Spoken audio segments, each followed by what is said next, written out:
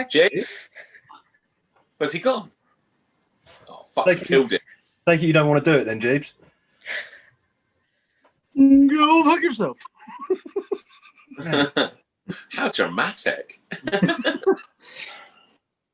Well, welcome to the Pacifist podcast, Christmas special. Is it Ho, special? ho, ho. Who knows? Is it Christmas? Not quite. So we've missed the goal on both of those, really, haven't we? But we are all wearing Christmas jumpers and looking slightly festive. So fuck it. Yeah, why not?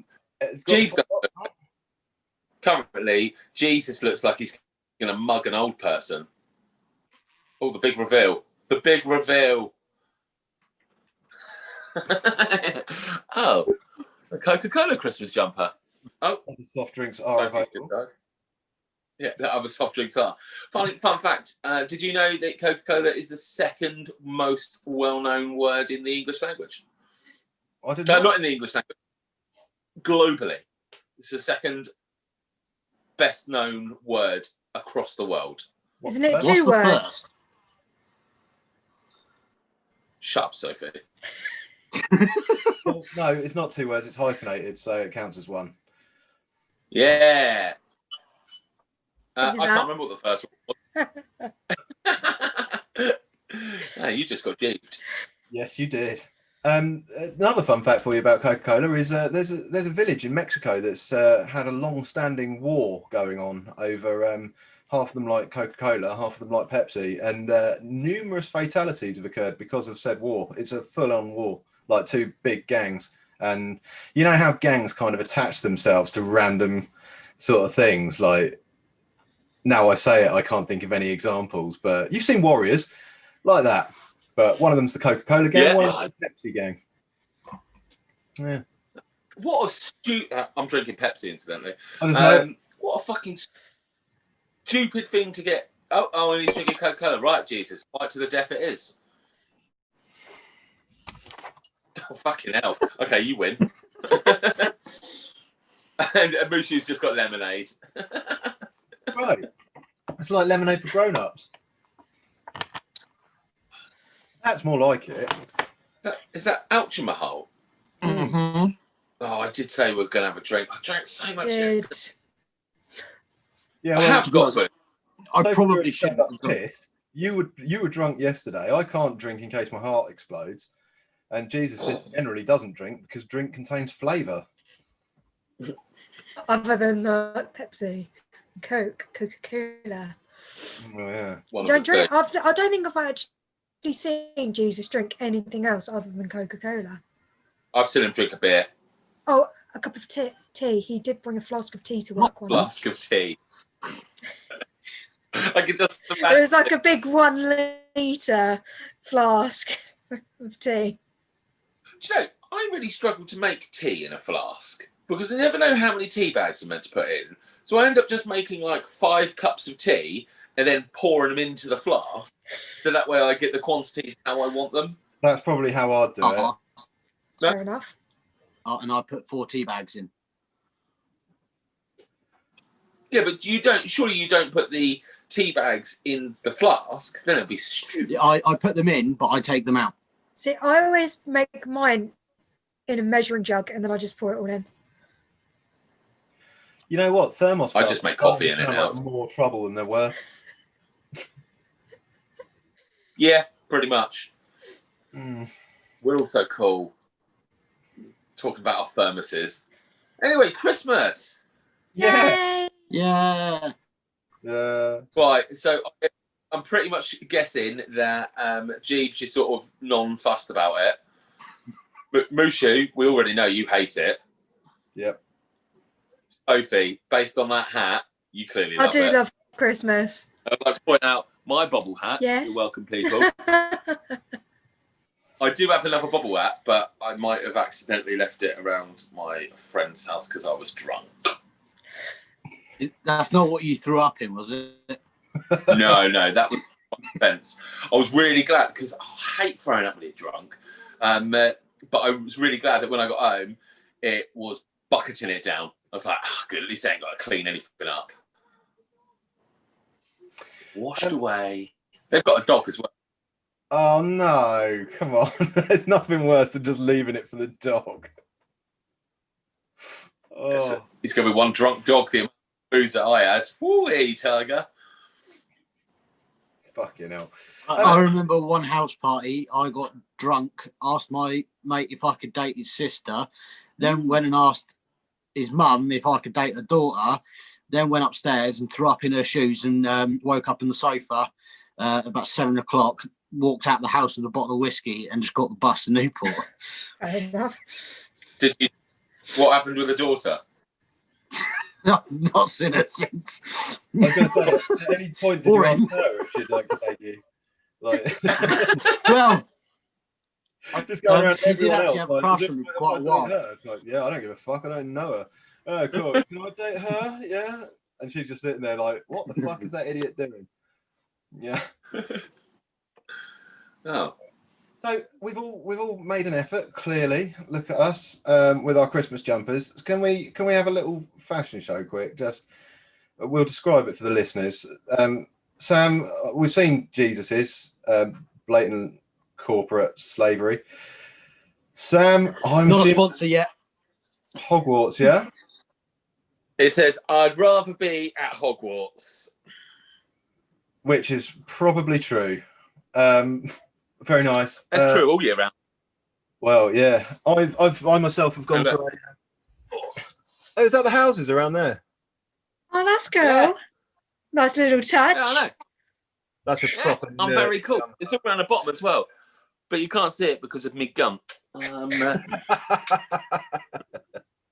It's all tucked up underneath. But yeah, I love it. It's a proper ugly Christmas jumper. Oh, you've got a Star Wars Christmas tree. Yeah, basically lots of different Star Warsy shapes. With I'm assuming Luke up the top. And some snowflakes, so you know it's fucking Christmas. It's more of a Christmas sweater though. It's like a sweatshirt, but it's the most festive thing I really own. Fair enough. Sophie? There you go. You can see it all there. Season's greetings, everyone. This That's so good. shocking. Really creative. Such a violent theme. It's actually designed by one of my friends who lives up in London. He owns his own brand, Miyakatsu. Does amazing artwork. So guys, check him out if you into your jiu-jitsu gear and spandex. Best guy going for it. Who isn't? I wasn't until you said spandex, and then I was like, sorry, what was the name again? Do you want to plug him again? Hey, What was the name? Don't worry, so. Miyakatsu. Meerkat. His name's Seymour Yang. He's brilliant bloke. Do you know what? When you said that originally, I thought you said he's got his very own meerkat suit. Is that actually on it somewhere? Meerkat soup. That sounds all right. Oh, you'd need so many of them though. It'd be like eating rats. No, that's the great thing about soup. You just like it's just stock, isn't it? You don't need a lot of stuff. That's why people make soup out of like cabbage and that. Oh, I thought you said suit, not soup. I said suit. He said soup. Sorry, I was thinking soup. As soon as I misheard it, I was like, Mushu's back to food. Yeah. incidentally, the best thing about Christmas, I would What, say. soup? No, food. Oh, well, I don't know. Meerkat soup. Yeah. Meerkat soup. That's the best thing about Christmas. It's perfect starter to the rhino steaks for lunch. Oh, I don't know about eating rhino. I'm not sure. I would imagine it was very tough. Just because they Yeah, I mean, it'd make horrible scratchings, wouldn't it? I was about to call them pork scratchings, but definitely isn't that. No. Yeah. No, I do like. I'm with you on that, Mushu. Christmas and food, they go hand in hand, don't they? I love a bit of that. What's your favourite? What's your favourite sort of food that only comes out around Christmas? Then Pigs in blankets. Very good, mate. Very good. I make something at Christmas that I've noticed supermarkets have been trying to copy, but they've been failing miserably, and it's an epic pig in blanket. Would you like to hear? A foot long one. Oh, it's so much more than that. But yes, it's as long as my arm. Or if you'd rather, about 9 penises long. It's so you get 3 normal size venison sausages, or 15 in your case, Mushu. Fucking what? 9? Yeah, so you get 3 normal fat. Then you've got to make sausage meat, but you've got to make it Christmassy. So you've got to put sage, apricots, onion, breadcrumb in it, and seasoning. Then you wrap those sausages in the sausage meat, and then you wrap all of that in bacon, and you put it in the oven for about an hour with a maple syrup glaze. If you like that. If you don't, you can leave that off. It's not necessary unless you like it. It's fucking epic. And you slice it, and then you've got sausage, bacon, and it goes really nicely next to a normal pig in blanket, which of course I still have. Is there any chance someone could get Jesus a drip tray? I've never seen him so enthusiastic about food. Well, you're all very lucky because there'll be a picture of it in the podcast right now, because I do obviously have a picture of it. But yeah, I make it every year. And Aldi have started doing something very similar to that, but they don't stuff it with venison sausages. It does sound good, but that to me is not a pig in blanket. I like the thing that makes the pig in blanket such a genius little snack is the ratio of sausage to bacon is perfect, I think. But as soon as that ratio's off, it no doubt tastes great, but it's not a pig in blanket for me. I like the fact that you can just literally 1 in the mouth per time. Get that greasy dribble down your chin. You feel like a fat waster for a minute, and then you're like, fuck it. If I'm such a fat waster, I can have another one. I completely agree, which is why my Christmas dinner still always has pigs in blankets on it, regardless of the fact that it's got this foot-long sausage monstrosity. But I don't call it a pig in blanket. It's just the closest thing in the world to it. It's epic. It's just, I can't wait. Right, so Sam's gone for his own creation. Yes, I. Rather up yourself, but good on you. Good on you. Really fucking good one. Oh, you're pigs in blankets, aren't you, Jeeves? So you got a favourite? I can't say I really do, because I'd literally just have the traditional roast dinner, and that will literally be it over Christmas. And then, but we do like a massive abundance, so that we get cold leftovers for Boxing Day as well, and I love it. I look forward to Boxing Day food more than I do Christmas Day food, because fair enough. Sophie? What's on your traditional Christmas dinner? Because I've come to the conclusion that nobody has the same Christmas traditions, apart from maybe turkey. Yeah, so we have turkey, gammon, obviously roast potatoes, Yorkshires, stuffing. Yeah, I fucking love Yorkshire puds. Oh no, I love them. Definitely not traditional though. For me, they are. Yeah, that's why I'm asking. Yeah. Carrot and swede mash. Yeah. Because I don't eat them separate. No. I only eat them if they're mixed together. Yeah. That stuff. Yeah, I'm with you.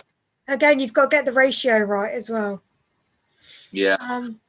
Do you find when you cook carrot and swede mash that you need to, once you've mashed it, you've got to then fry it off in the frying pan to get rid of that moisture? Otherwise, it's just disgusting. No. Oh, try it. It'll make it taste. I will. Although, to be fair, I don't cook the food. I'm not allowed in the kitchen. Probably for the best. That's the best way to be, yeah. Like if it was a case of it was on me. I'm allowed to use the toaster and the kettle, and that's it. As much as that. And the washing machine, because that's not at all sexist. No, you're right, it's not. Are the blokes allowed to use the washing machine as well? Are the blokes allowed to use the washing machine as well? He's more than welcome to use it. Well, there you go then. Sorry, I said blokes. You sound like okay. What about sprouts? No. Yes. You've got to. I like sprouts. I do too. I don't mind them. I don't like them, but they're not the worst vegetable I've ever had. I like it when people go to a bit of effort with sprouts, like, because it's an age-old thing that they're generally just fucking awful, aren't they? Not here.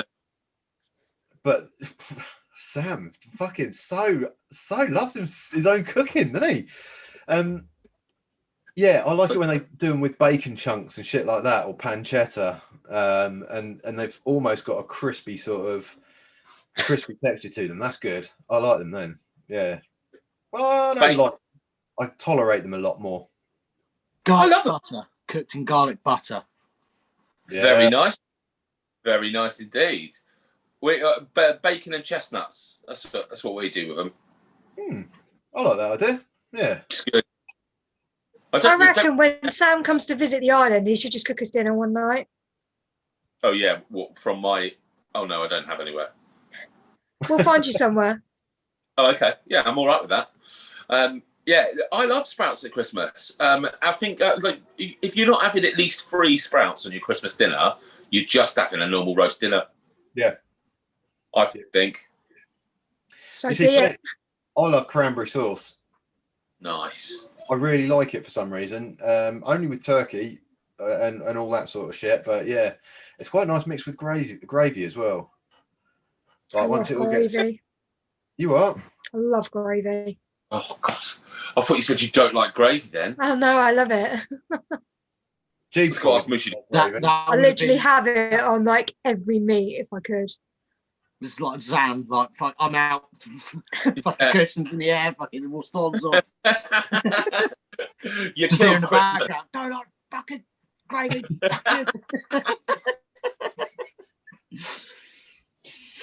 Yeah. Okay. Yeah. So yeah, food's good, and obviously the endless sort of supply of chocolate that just appears from everywhere is always great. You know, like I live on my own, and I don't really like celebrating Christmas, and I still end up with shit tons of chocolate or sweets or shit like that, you know, Jeeves.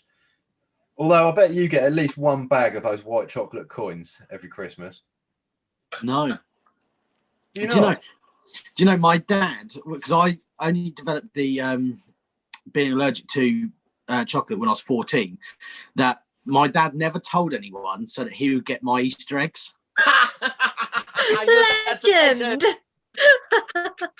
He's like, oh yeah, I'll give him to him. He's like, Dad, I can't eat chocolate. He's like, yeah, no, I'm having him. Your dad's a ledge. I like that. Yeah, very good. Genius, evil genius. And then he'll even like my mum go, why have we got like 3 Easter eggs? She's like, oh, one's for Matt. She's like, but you can't eat chocolate. He's like, no, I'm going to have it. So he'd end up buying one for me, which is really for himself.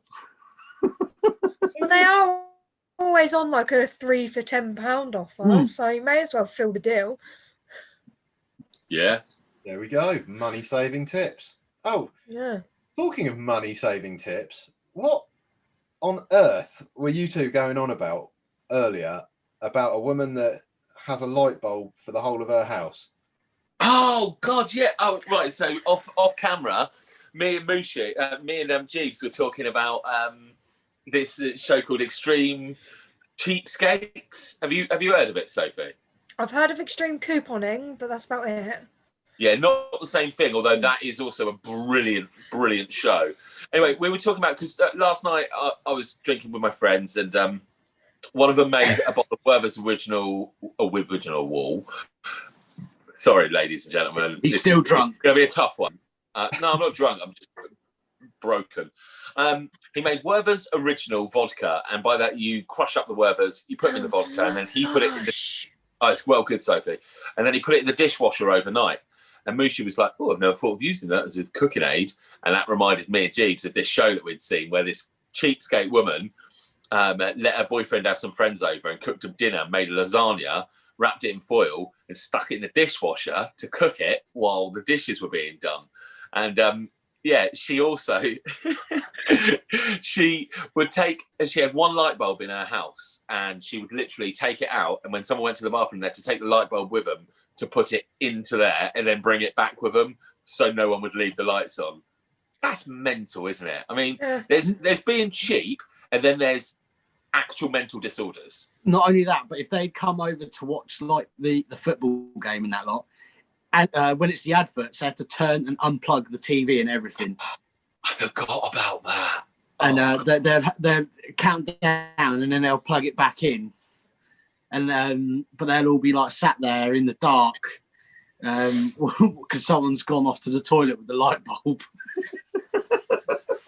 It's shocking. You would imagine, wouldn't you? By any chance, was this in America? Obviously. Yes. But like, I swear it costs more electricity to turn a telly on than it does to leave a telly on for 20 minutes. Yeah. It's like starting up a car. This is one of those things, isn't it? Yeah, I was going to say with cars and with lights as well, because I always told, my dad always used to say, like, it costs, like, the little burst of energy that it takes to ignite that light bulb is more than just leaving it on or something. Yeah, certain, particularly on, like, strip lights, it definitely is. Yeah, but yeah, it's the time limit, because you're not telling me that that's more expensive than leaving the light on for 50 years. See, the thing is, because that whole thing, because you mentioned about engines there, right? Yeah. I don't think it. I think it uses more to restart the engine, but then they brought out the stop go when you come to traffic lights. That was supposedly saving fuel. Yeah, so and I think it does. So I don't know if it does. Well, we get at work. We get in the shit. I say we. I'm still not driving. We get in the shit if we're if we're idling. And someone worked out. Someone has a job doing this. Someone worked out that the amount of time people have been idling, because we've got these little tracking devices in our vans, came to like £8,000 in wasted fuel in our office alone in the last year from people just sitting there and it running. And obviously it clocks up and it ticks a box when someone's been idling for more than 3 minutes. And at one point in time, I used to finish in the top 2 or 3 drivers every single week before I just started fucking crashing vans into fences. I was regularly in the top things until we had that snow 2 or 3 years ago. And then I sat there idling for 2.5 hours because I was stuck in the snow, and nowhere to I had all of the bosses come over and be like, "Your idling times are outrageous." And I was like, "It was fucking snowing. I was stuck in traffic. Do you expect me to sit in the fucking cab with it turned off?" I was like, "It's quite obvious." I went out with a quarter of a tank. Since then, now if it gets to a quarter of a tank, I fill the fucker up. But I went out with a quarter of a tank, which should have been more than enough for about 4 days worth of post. And sitting there, the petrol light came on. I had to abandon the van and walk back to the office because I was like, if I get stuck, I was like, I'm in a place. I called them. And I was like, look, I'm in a place that's got cameras and car parks. It's not on the side of a road. I think it's probably a safer option for me to leave it here and walk back than risk it and then run a diesel out of diesel, because obviously that's a big job to get fixed. But yeah, I got chewed out for that as well. And I was like, well, I had to make a judgment call. I've been stuck in a van for 3 hours. It's like, yeah, walking back, thank you. I think a lorry had jackknifed and had blocked all the roads. Well, you know what it's like. I generally, I'm out in the snow playing. I try not to go to work when it's snowing. Well, it started while I was at work. I was still in my shorts as well. I was pushing cars, trying to help them up the road. There, like the postie gets out of the van and still in my shorts. This is why you guys have got that sort of stereotype attached to you. But you say about saving money. I was watching. I think it was on QI. A clip I was watching on QI about airlines saving money, and there was one airline that changed the grade of the paper on its magazine to a slightly lighter grade on the in-flight magazine, and through that, if you think like each seat has a magazine, you got what, a couple of hundred seats. And through that they managed to save over $250,000 a year on fuel. There's a Japanese one which made a $60,000 a year saving by asking their passengers to go to the toilet before they get on the plane. There was another one about removing one olive from every salad. That saved the money as well. Yeah, without anyone noticing. Fucking little things like that. But the whole conversation came about because it turns out that if you paint a plane black, and you have exactly the same model of paint plane in white, the white one will be more fuel efficient. Why? because the pigments in the black paint weigh more, and they will actually cause a significant financial difference in that aircraft running. Oh, maybe that's why my petrol bill's so high, because I've got a black car. Should have just got a white one. Well, No? There's only one way to find out. What, buy the exact same car in white? Yep. Yeah. Well, fair enough. fair dues. Anyway, enough money-saving tips. You're welcome, everyone who's now out going out and painting their planes white because of me. Yeah. And cooking Christmas Take your dinner in the life. dishwasher. Oh, the vodka was beautiful, by the way, and it's a really good strategy putting it into the dishwasher. Oh God, it was so good. I've never had vodka that tasty before. The problem is, it goes down a little bit too easy when it's tasty, innit? Do you know what I mean? Yeah. Yes, Like way too easy. Duncan, our photographer at work, Duncan Nifton Photography, check it out. He makes the most amazing butterscotch vodka, and he's got this huge hip flask, which is like that sort of size, and he just wanders around with it, just thrusting it in the hands of drunk people who are just like, oh, normally me, because I'm normally drunk, or I used to normally be drunk, and I'd just chug it because it was so good. It didn't even taste alcoholic. It was literally just like somebody dripping Werther's juice into your mouth. It was amazing. And maybe it's thrown up on that. Yeah, I mean, it was bound to happen. I was, whiskey, vodka, gin. It was all going in. It all came back up as well. But yeah. Perfect. Oh, it's so good. What's your favourite Christmas drink then? I mean, everybody likes to drink at Christmas. Well, Coca-Cola from you, Jeeves, I imagine. I normally just drink cider. Fair. Would you start the day with a cider? Do you like a breakfast? No. No, lunchtime. Okay. What about you? Actually, Mushu, you didn't say what's on your Christmas dinner. If you get one, just a pot noodle. It was Brussels. Mate, Sprouts, wasn't it? I went a long time of just trying to work every Christmas just because I can't be asked with it. And then I have to say, 1 year in the police, I put myself, or our shift were doing Christmas night shift over Christmas. And I was like, this is going to be wicked. There's going to be fucking no one around. It's going to be a great shift. And to be fair, there was no one around. But my sergeant got all festive, took over the station canteen and cooked the most enormous Christmas dinner you've ever seen. There was like fucking numerous turkeys, numerous like gammons, which had, like Smithfield Meat Market was just around the corner. So he literally went round there and just like, give me a shit ton of Christmas meat. And like literally fresh out the farm. And or your Nick. It was the, yeah. I'll get some boys around here and you all end up in the fucking slammer. No, Yeah. and it was the best Christmas dinner I've ever had. And I think it was because it was laid out buffet style as well, so you kind of help yourself to what you wanted. No. But I went into typical buffet style, you know, and you start off just being like, oh, I think I'll have a bit of that and a bit of that and that and that and some of that and that and that, and I want some of that and cheese sauce and gravy and fucking everything. Yeah. Wait, the midway you started sucking people off? What? It was a quiet shift, mate. What can I say? Yeah, that was the last time I think I had a proper good Christmas meal, if you know what I mean. Since then, I don't really bother. You say pot noodle, laugh jokingly, but if that's what I've got to eat, that's what I'll have. Yeah, yeah. Well, you're not a big fan of roast dinners in general, are you?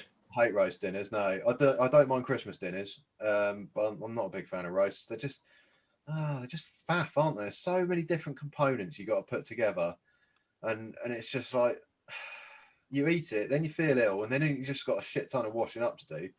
Well, that's true. Give me a fucking sandwich any day, nice and low maintenance. Nice and low maintenance.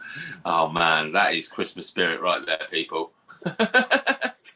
I have a roast I had every a week. pigs and blanket sandwich from Co-op the other day. Oh, they're good. They are quite nice. Yeah, yeah. You have a roast every week, do you, Jeeves? Oh yes. Mama I Jeeves don't is cook good. it, my dad does, but Oh. Does he have chocolate eggs for pudding? no. Rhubarb crumble or apple crumble usually. Oh, fucking hell. I'm all over that. That's amazing. I've got a feeling next Sunday, I'm just going to have sound, ding dong, fucking at my door. Yeah, definitely. Oh, Roast. Hot fruits are the work of the devil. No one should have hot fruit. It's fucking awful out there. What are you talking about? Well, it's no. No. No. No. Work of the devil. Comment below. Hot fruit, yes or no? Crumbles, No. cobblers, pies. No. None of the above. What else is hot? That wicked upside down cake. That piece of pie. It has to be hot at some point. Like obviously, if like Mr. Kipling's like little apple pies, they're lovely. And I'm assuming they had to heat that up at some point, but not while it's hot. Yeah. No. Yeah, while it's hot, definitely. Stick it in you. Well, you see, we used to have. Oh, you look so miserable about. Looks like he's just seen a jacket potato. Oh, Yeah, Sophie, when I cook your dinner, we're having jacket potatoes and crumble. Oh, fuck off! Many, there's people out there that are putting jacket potato into their Christmas meal. Oh well, they're just so. It's not a potato, it's a dirt berry. Instead of having roast potato, why not have jacket potato? Nah, you can go fuck a dick. Less insulting with you, I suppose. Yeah, it is a little bit. Yeah, doesn't work as well, does it? No, roast potatoes, and they have to be done in goose fat for Christmas. Yeah, definitely. So really crunchy on the outside, Yeah, but non-existent on the inside. That's what I like crispy bubbles of starch. Yeah, beautiful. I should write menus for restaurants. Oh God, I'm willing to do that. Getting hungry now.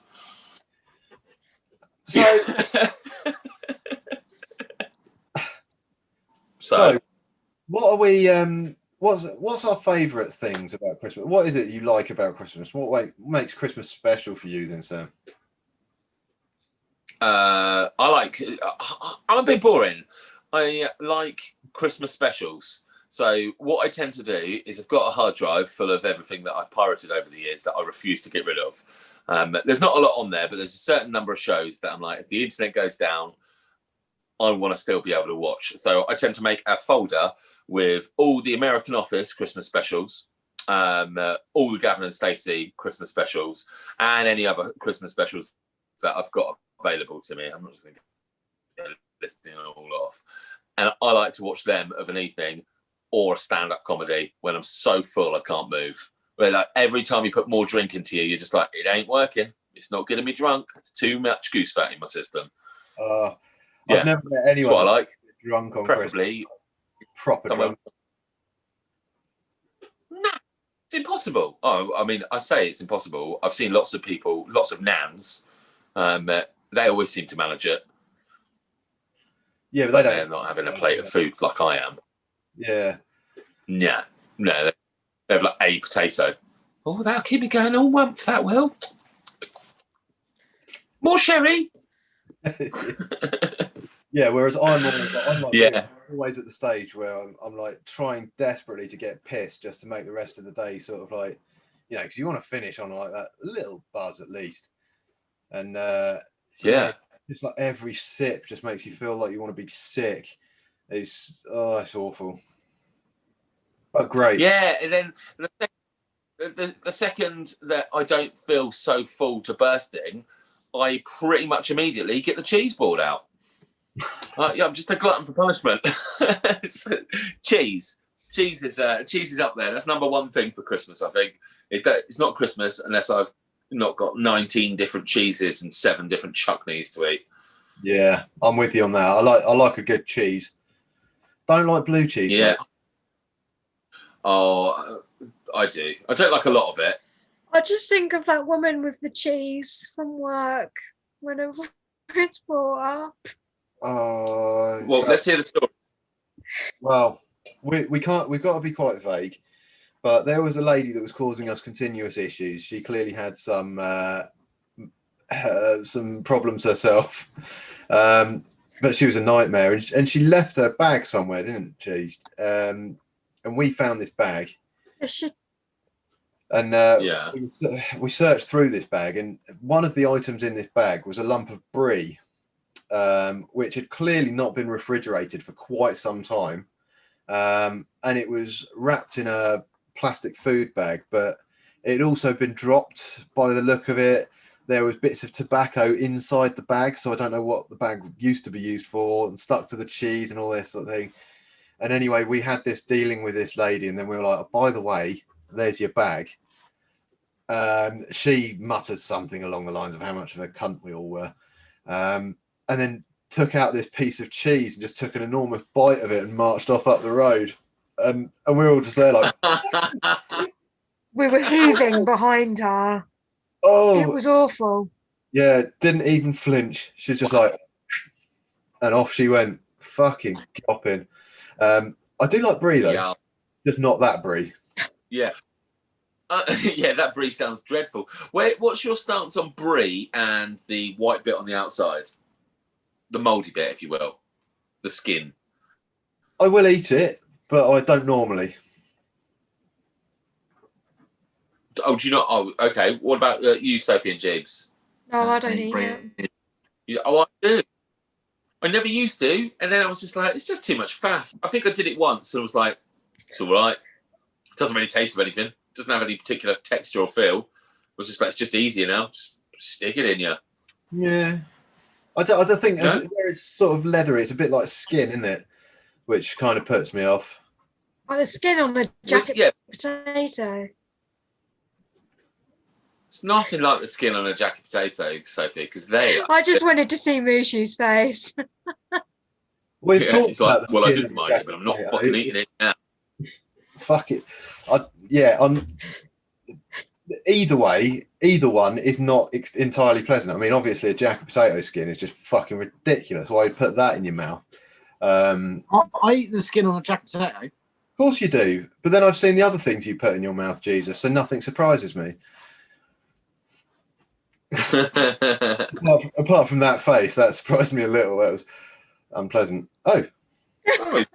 He broke his camera. Yes, get it done. Oh, hello. We're back, are we? Welcome back, everybody. Perfect bit of time. Yeah, so here we are back again. And what were we talking about? We were obviously Christmas. Our favourite things that make Christmas for us. Yeah. Yeah. Go on, Moosh. What makes Christmas for you? I don't like. I could do without it. We know this. I'm probably not the best person to answer this question straight away. For me, an ideal Christmas would just be my family. I know it's kind of gay, but I just like it to be about them. You know, I don't want to go off on one here, but it seems to be a lot of commercialization these days. Everything about Please go off on one. It's okay. Do it. That's what this podcast is for. I think. I think it was Stephanie touched on it on the comments on Facebook, with how like you see the adverts pop up as soon as Halloween's out the way. If even wait that long, the Christmas ads start. You're walking through Sainsbury's in fucking like November or something, and you're listening to fucking Christmas tunes. Mariah Carey on the thing. It's like, fuck off. Christmas aisles everywhere. What the fuck? I don't want a Christmas aisle. Like, I know some people do, but not in November or whenever. I do agree. I think it starts way too fucking soon. It loses all the magic. That sounds so gay. But yeah, I mean, I like Christmas tunes, but I don't want them before December. When I see people put their Christmas trees up in September, I'm like, why? Why? Yeah. If you've got it up for 3 months, there's nothing exciting about that. I mean, it's not that exciting. Taking it down. Way, yeah. Yeah, I mean, yeah. So there's that sort of aspect of it. I mean, you know how sad it's got when a lot of people, the highlight of a lot of people's Christmas, or the thing that indicates that Christmas is on its way, is seeing the Coca-Cola truck advert, or the John Lewis advert. Yeah, That's me. It's not the John Lewis one, but no, the Coca-Cola. Well, there you go. Thank you. Look, it's Christmas. But there you have it, and nobody sees the issue with that. That you're getting excited over a religious holiday because of an advert you've seen for a product on telly. Who incidentally invented Father Christmas as we know it, Coca-Cola. You know, he never used to be the fat jolly man in the red suit until Coke got involved in him. As far as I'm aware, he was always like a foresty sort of person. He was green. He was green. Yeah. There we go. Wasn't it like a German thing? Oh God, what was it? He'd go. They covered it in The American Office. I can't remember what it's called. He'd go around whipping people with like birch sticks. If you were bad, it wasn't coal in a stocking. Krampus. Krampus, something like that. I thought it began with a K. It does. Yeah, like Krampus, maybe. Krampus is a really good horror film. Yeah, I've seen that. But yeah, I'm kind of with you. I feel like my camera's about to fall over again. I can see you. You seem really in depth. Are you sure it's the camera? Oh no, Jibs, you missed it. It was the camera. Came tumbling right off.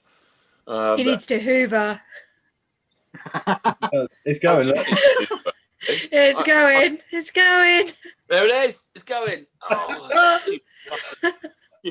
yeah. So technology. That's one part that tends to Needs get. more duct tape. The other thing I don't like. Oh, it's gone all together. Oh, you fucked it right up now. Oh, he's moved. Okay. So yeah, where was I? Let's see. Blah blah blah blah.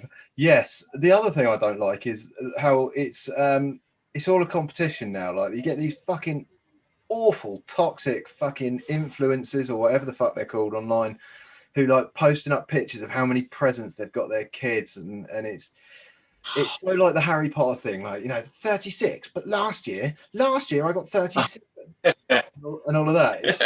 That's the sort of people I love that. Like I hate it, and just everything that Christmas has come to represent now just is depressing to me. I hate to be such a grouch, but that's the way it is. Apart from the jumpers and the food, they're pretty cool. Yeah. No, I agree. I think that competition thing is disgusting when you see people. It feels really insensitive as well. Not a lot of people have a huge amount of money, and then spending, giving Xboxes away from Santa. I'm like, what? Yeah. It's like Santa gave me a fucking colouring book when I was a kid. Well, this is where the issue of Santa games console comes into light, isn't it? I mean, obviously Santa's real. Just in case, spoiler alert, he's not. Correct. Yeah, I'm wearing his hat. Well, yeah, there you go. But yeah, when you give your presents to kids, when you give your kids presents, that's how I should have worded that. Put them from you. Don't say it's from Santa, because otherwise the kids go back to school, and then they're like, yeah. "Oh, what did Santa get you? Santa got me an Xbox. What did he get you? He got me a fucking Action Man or something." And suddenly, why does Santa like this kid more than me? And all that. It's confusing for kids. I think, I always just tell mine when that comes up, I'm just like, nah, that was all bought by their parents because they're a naughty little shit and Santa bought them nothing. Yeah. It's like, that happened there. Yeah. I think it's gross. Yeah, I think they put the Christmas shit out there way too soon. It's way too much pressure. But I still love Christmas. I mean, it's a lovely time. It's been well over a decade since I last had a Christmas with like all of my family. There's just too many of us. But I'd quite like at some point just to have like one more of them, where I've got like all my brothers and sisters and my mum and all of the kids. But I mean, it's probably like 30 people, so it's just not doable. But I would like that one more time, before I croak. Well, let's hope you get that opportunity. Yeah, it's all right. I don't think I've got anything terminal. If not, I know what's on the menu for next Christmas Day. Yeah, roast Sam. Yeah, I mean, if you're going to eat me, at least do it at Christmas time. And we're having sprouts. Yes, Sophie, eat your sprouts. 100%. Jeeves, favourite thing about Christmas, mate? What makes Christmas Christmas for you and not pigs in blankets? Although, I mean... Basically being with the family, to be honest. There's quite a lot of kids. My favourite Christmas so far, well, I've got two. My favourite one so far was when we ended up having a massive Nerf fight around my brother's house, 3-story house. That was quite fun. And then not last year, a couple of years ago, I got a PlayStation VR headset. Nice. And I let my mum have a go on it, and it was the funniest thing I know I've this ever story. seen in my life. We was all sat around. My mum's got the VR headset on, and she's like picked up this on the game. She's picked up this gun. And it's like, now you've got to drop it into. She's finished firing it and everything like that. It's like, now you've got to drop it into this tray. And my mum just leans forward and just drops the controller on my brother's son's girlfriend's head. Literally, donk. Brilliant. It's like, no. And you're just like, not my controller. I mean, that is something that's reminded me, that is something I do quite like about Christmas. That bit at the end of the day when like you're trying to work out how to make all the kids' toys work and shit like that, and there's like all the screwdrivers have come out and there's little bits of fucking instructions everywhere, and it's just general carnage. I love that. I love that bit. That's nice. Oh, what I don't like though, and obviously Sophie and Jeeves, you might not be able to relate to this, but Mushu, you should be able to, is the mad scramble on Christmas Eve to put shit together when you've got young kids. Just building stuff. Oh, just endless. Dolls' houses and big, you know, those fucking Tonka cars, the red and yellow ones that every kid seems to have. Oh, yeah. Yeah, putting all that shit together because you can't put it together before Christmas. Where do you fucking store it? Yeah. Yeah, I had to do a swing, a seesaw, and a slide one year for my sisters. The worst. It's a pain in the ass. Yeah. I bought my kids for some reason. I bought my kids this ride-on Thomas the Tank Engine train. That's fake. Which goes on a track, and then you sit on it and ride around the track on it. Fuck me putting this track together because it was shitting it down outside. So I was like, so I have to put it in. So I had to put it going all the way through. Fortunately, we had a sort of loop in the house. Like you could go from the kitchen to the lounge to the dining room to the hall to the kitchen, and it sort of looped around. So yeah, but trying to put that together like really quiet because kids are bastards and they pick up on every little noise, especially Christmas Eve. It's fucking nightmare. Never again. After that, it was all stuff they can work themselves. Look, it's Lego. Build it yourself. Fuck off. I made the mistake of maybe last year or the year before. I bought my boy an Airfix kit. Nah, I meant I had to fucking build it, didn't I?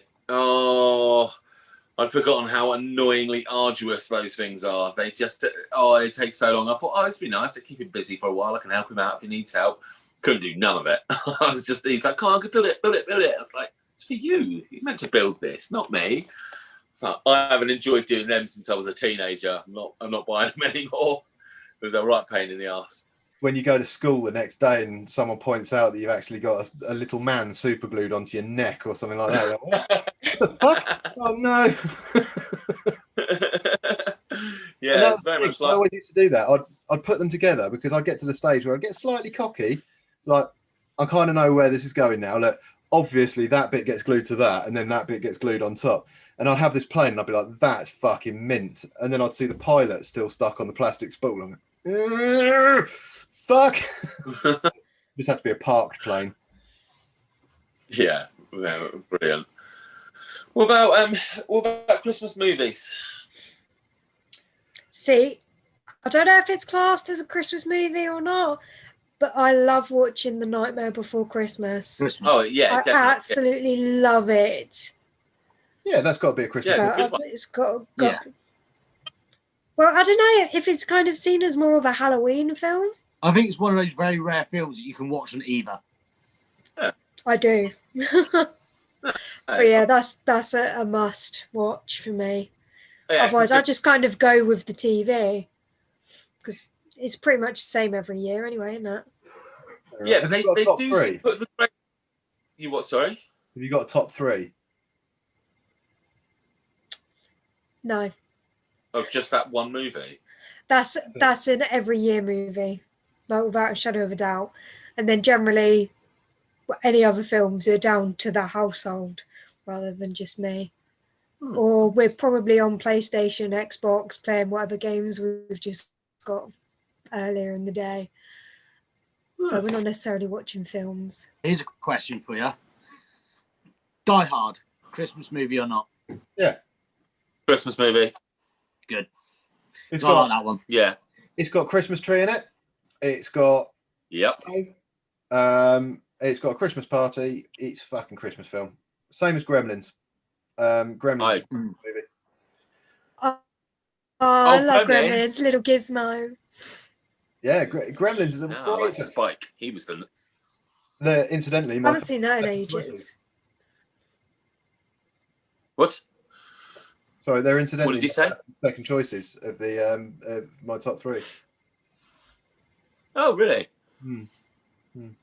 Oh, I know. Gremlins was the first Blu-ray I ever got. Did I tell you about that? No. An ex-girlfriend bought me a Blu-ray player for Christmas, which I was like, oh my god, it's amazing. And it's like, oh, I got you a Blu-ray to go with it, and bought me Gremlins, made in 1985. Not exactly renowned for 4K, but yeah. My first Blu-ray was Hutchie. Hutchie. Yeah, it's like the only film that's made me bawl my eyes out. I'm assuming it's about a dog. Yeah. I thought it might be about a rabbit. No, it's about a dog. That'd be the worst name for a rabbit ever. Hutchie. Just call it after it lives. Oh yeah, and there's my dog Kennelly, my fish Pondy. What's Mushu? Die Hard and Gremlins. And Gremlins. Have you got a third one? Yeah, top three after all. Carol. Oh, really? Oh, yeah. I'm not so fussed by the Muppets movie.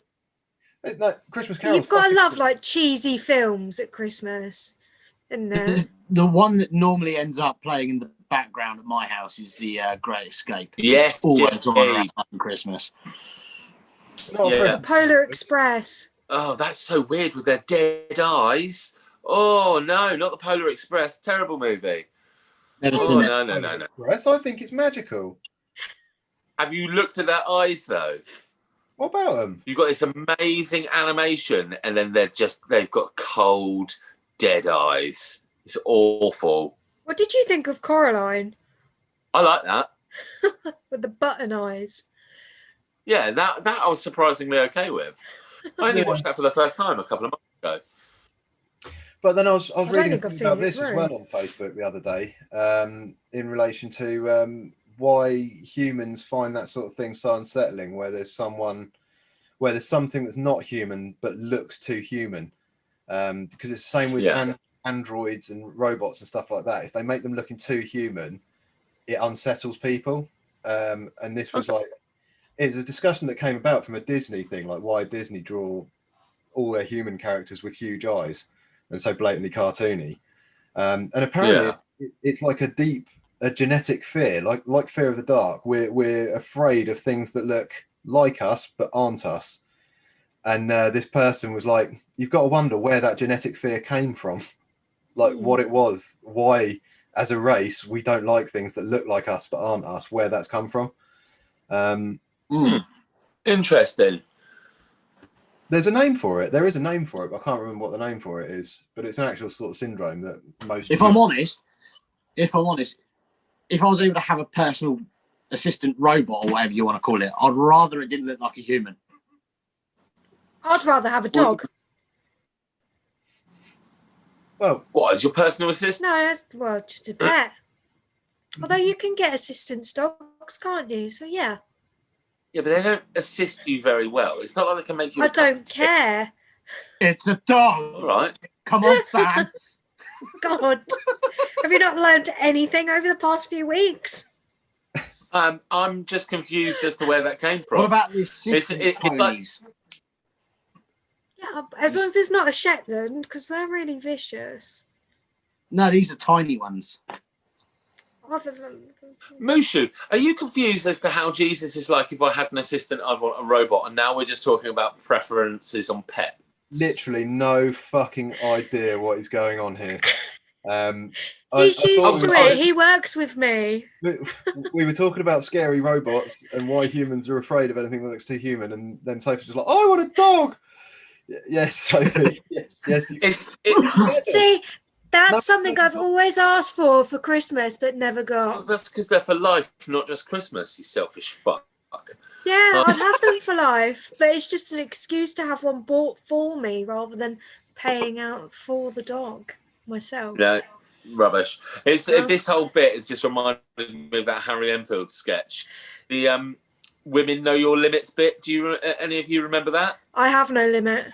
Yeah, and they're sat around a dinner table and they're talking about politics. It's like, oh, I don't know much about robots, but I do like kittens. Aren't they soft? That's It's me. Sophie. Yeah, it's you. that is so can't funny. speak That much whole skit. It's so good. Yeah. Well, I imagine you couldn't get away with putting that on TV anymore. I am. So we'll do our own version. We just have. There we go. It's just natural. Yeah. I can't speak much for the state of current affairs, but gosh, I do love puppy dogs. Oh God, I can feel it dipping again.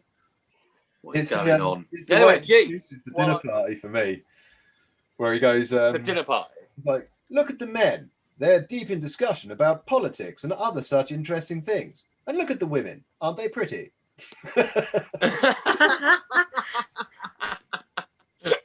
Yeah, it was great. It was so funny, that stuff. Yeah, the golden. He was a genius. Yeah, I like that very much. James, come on then. Let's have your Christmas list of films. Iron Eagle. I'd have to say Die Hard 1 and 2. Oh yeah, snowing, close enough. The Great Escape, because that just always ends up being played at fucking Christmas. It's not a Christmas film, though. I know, but it just ends up being played, even on the TV. I even got to get the DVD out. It's on TV. I don't think it's on this year. Well, that's free. I only asked for free. Die Hard 1 and 2 aren't the same movie. Well, I quite like the one with Arnold Schwarzenegger and the toy. Jingle All the Way. That's the one. Yeah, that was in the comments actually. Craig, regular commenter like that. His Jingle All the Way, without a doubt, is exactly what he just wrote there. I can that film. I like Die Hard, obviously, because it's a fucking great movie, and as it classes as a Christmas one, it counts. And then I like that. Oh shit! What's it? It's a Christmas one with John Lithgow. I think it's called The Santa Claus, where he's does the super duper looper, and he picks up a homeless kid and like makes him his apprentice, takes him up to the North Pole, making it sound really sinister. It's an old one. John Lithgow's the bad guy. What? Sorry? Sounds like kidnapping. Yes, probably is. I mean, it was a different time in the 80s, wasn't it? Well, I'm sure it's called. I'm sure it's just called Santa Claus. Santa Claus the movie. Dudley Moore's an elf. No, and John Lithgow runs a toy company, and he gives everybody a lollipop made out of the shit that he gives that Santa gives his reindeers to make them fly, and they will get like a flying lollipop. It's classic. No, okay. Well, yeah, that I like that. That one reminds me of my childhood, and I think, is it maybe Love Actually? Quite like that movie. Makes me chuckle. Saw it at the cinema. Took me by surprise. I like the bit with Bill Knightley in it, and he's the the aged pop star or rock star, and he's on with Ant and Dec, and he's just like, "Oh, thank you, Ant or Dec. Now, here's a word from Uncle Bob." Or no, I don't know what his name is. And he's like, "Don't do drugs, kids. Become a rock star, and they give them to you for free." Like on SMTV Live or something. Yeah, that I really like that bit. Yeah, It's all-star cast. Andrew Lincoln. Film, though. Oh, shut your face! You and your what's that fucking shit film you like? I'm not functioning properly. Great Showman. Yeah, that's the one. You have got no place to stand on gay films at all, and that's your favourite movie. He's got no comeback for that. You don't need to defend The Greatest Showman. It's a show that defends itself. It's the best thing in the universe.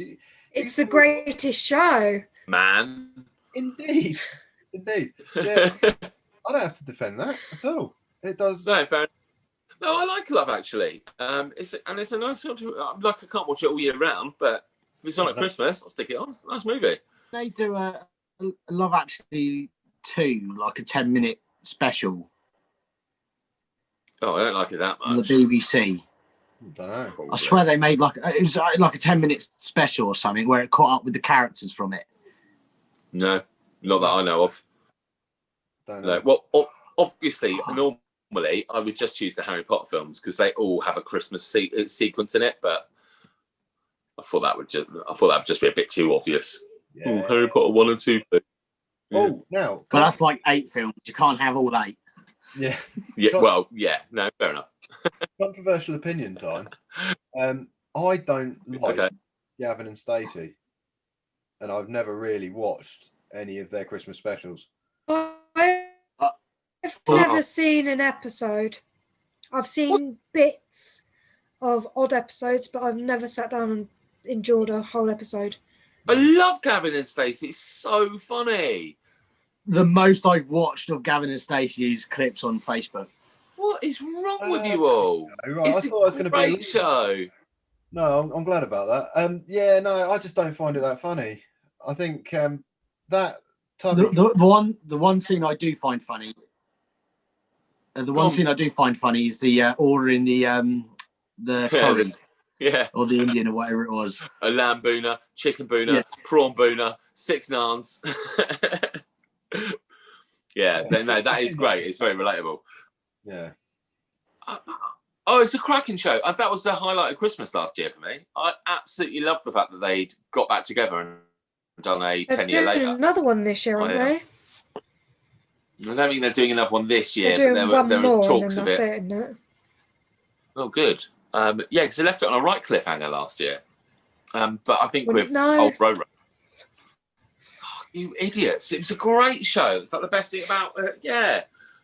Absolutely loved it. Well, Monsters. There you go. No, I like other Christmas specials.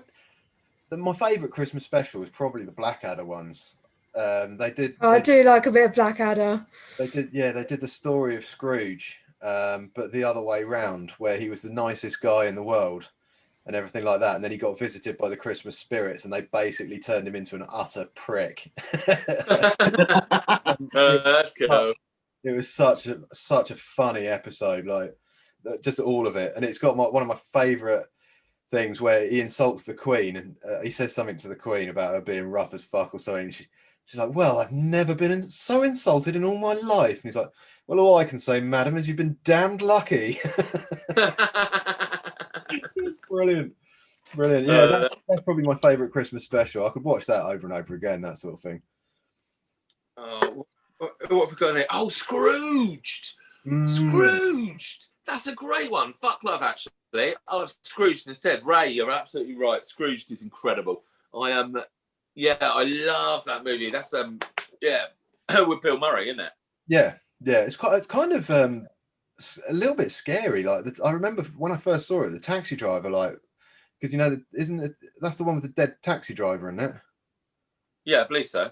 Like he's like a zombie taxi driver or something, which takes him to all the different ghosts. Yeah, that terrified me. I really didn't like him, but it's a great film. Yeah.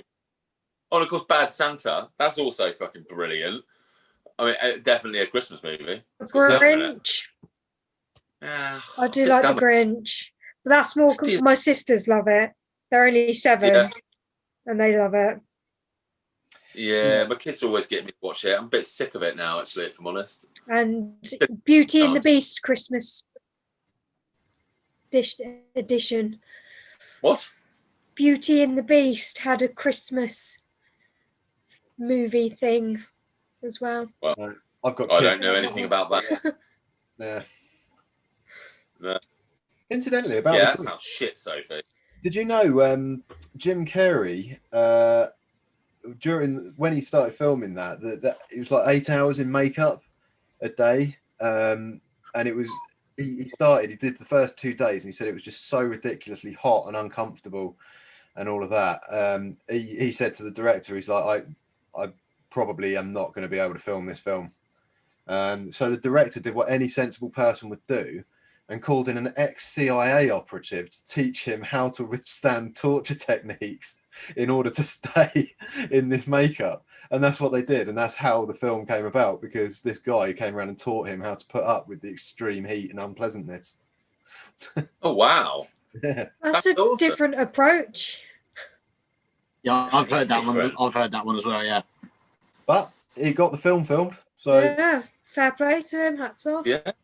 Wow, and he learned some life skills. I've always thought that about actors. Whenever they get to do like action films and they go off on training, I remember seeing not Dog Soldiers. What was the zombie movies? 28 Days Later, the one set in London. Those squaddies, they all got sent off to do squaddy training. So there wasn't a huge amount of action in it, but there was that one scene where they were shooting guns. And yeah, they had like a week-long training course. And I was just like, man, actors get to do some fucking cool stuff, don't they? Yeah. I literally paid to go out and learn it. It's like Band of Brothers. Band of Brothers, they all had to go off and train. And David Schwimmer's character, the one that plays Sabel, he all through the training, they were proper beasting everyone. He was the only one that got decent meals and nice place to sleep at the end of the night, maybe an extra half an hour in bed in the morning. You know, if he didn't complete the training, no one would shout at him or chew him out. And the idea was that over the process of that training, all of the characters would come to sort of just harbour this grudge against him. So when they filmed, when they filmed him, it was kind of a genuine hatred towards him. That's quite good, though. That's clever. Yeah, they've done that. They've done that in Saving Private Ryan as well with Matt Damon. Yeah. Okay. Yeah. They all went off and did the training, and Matt Damon, they had to watch Matt Damon like having full-blown like 3-course meals and stuff like that, and staying in nice camping places and stuff like that while they were in like foxholes and stuff like that, so that when it came into the film that they would have that distance from him, not want to like bring him in, if you know what I mean. Yeah, I imagine it's probably quite easy to hate him as well. Matt Damon. Yeah. I love Matt Damon. Yeah, to be honest, I've just rewatched all the Bourne films. I think he's quite good. I love the Bourne films. I haven't watched them in forever. Sorry, I'm just trying to stop my camera falling over again. More duct tape. I prefer the Bourne films more than I do 007. You what? Sorry, Jeeves. You prefer the Bourne movies to Bond 007? Fair enough. I don't like the new Bond movies. I'm not a fan of them at all. I was. Yeah, and now I just think they're a bit weak. I mean, that's something that I always used to end up watching on Christmas, was a Bond film of some sort.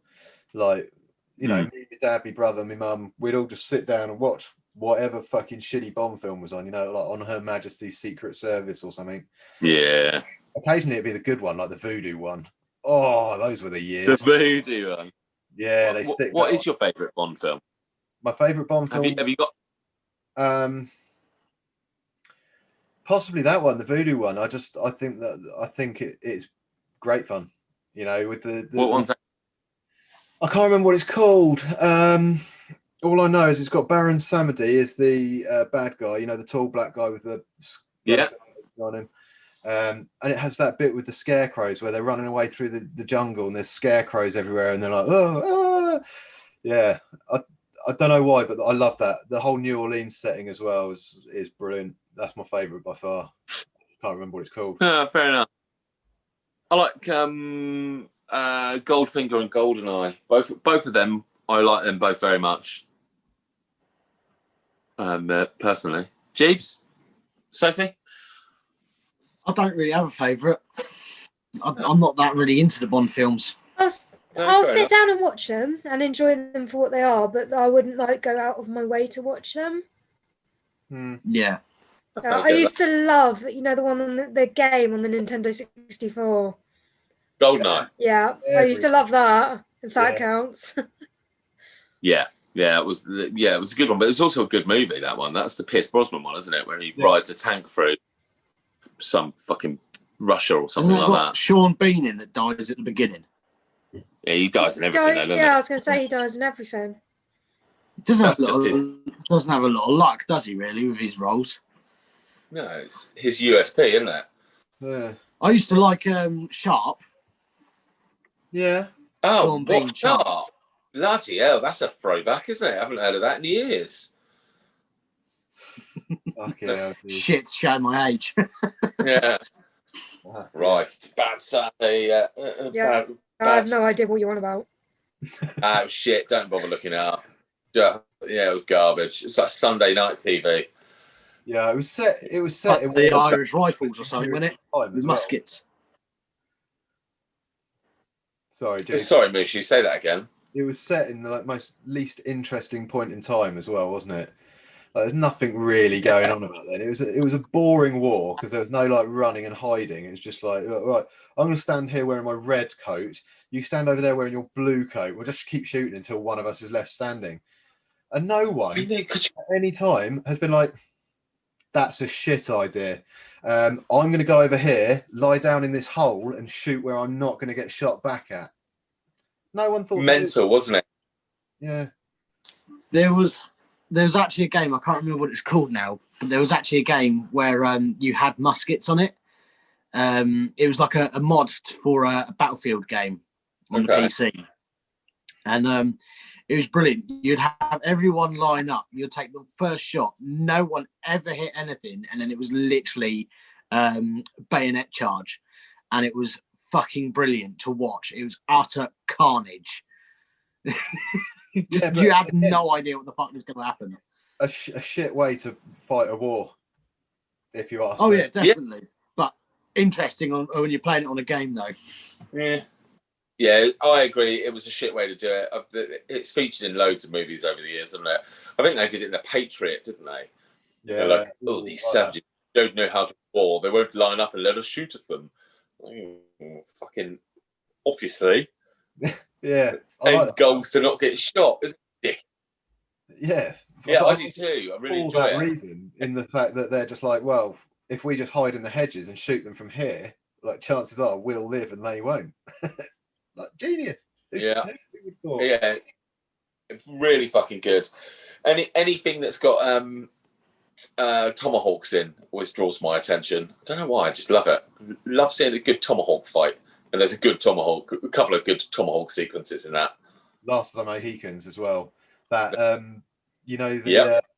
is it the old man that's got that weird stick which just goes up into like a knot of wood, and you think, you think, oh, what the fuck are you going to do with that? And he just annihilates everyone with it.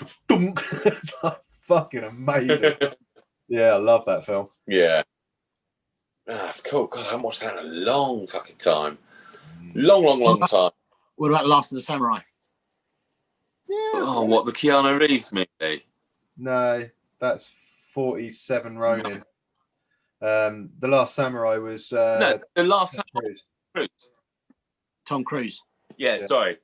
That is what I meant, but that's not what I said. Yeah, it's all right, isn't it? I quite like that film. It's all right. No Last of the Mohicans, though. Sorry, it's not gay enough for you, is it, in your Love Actually?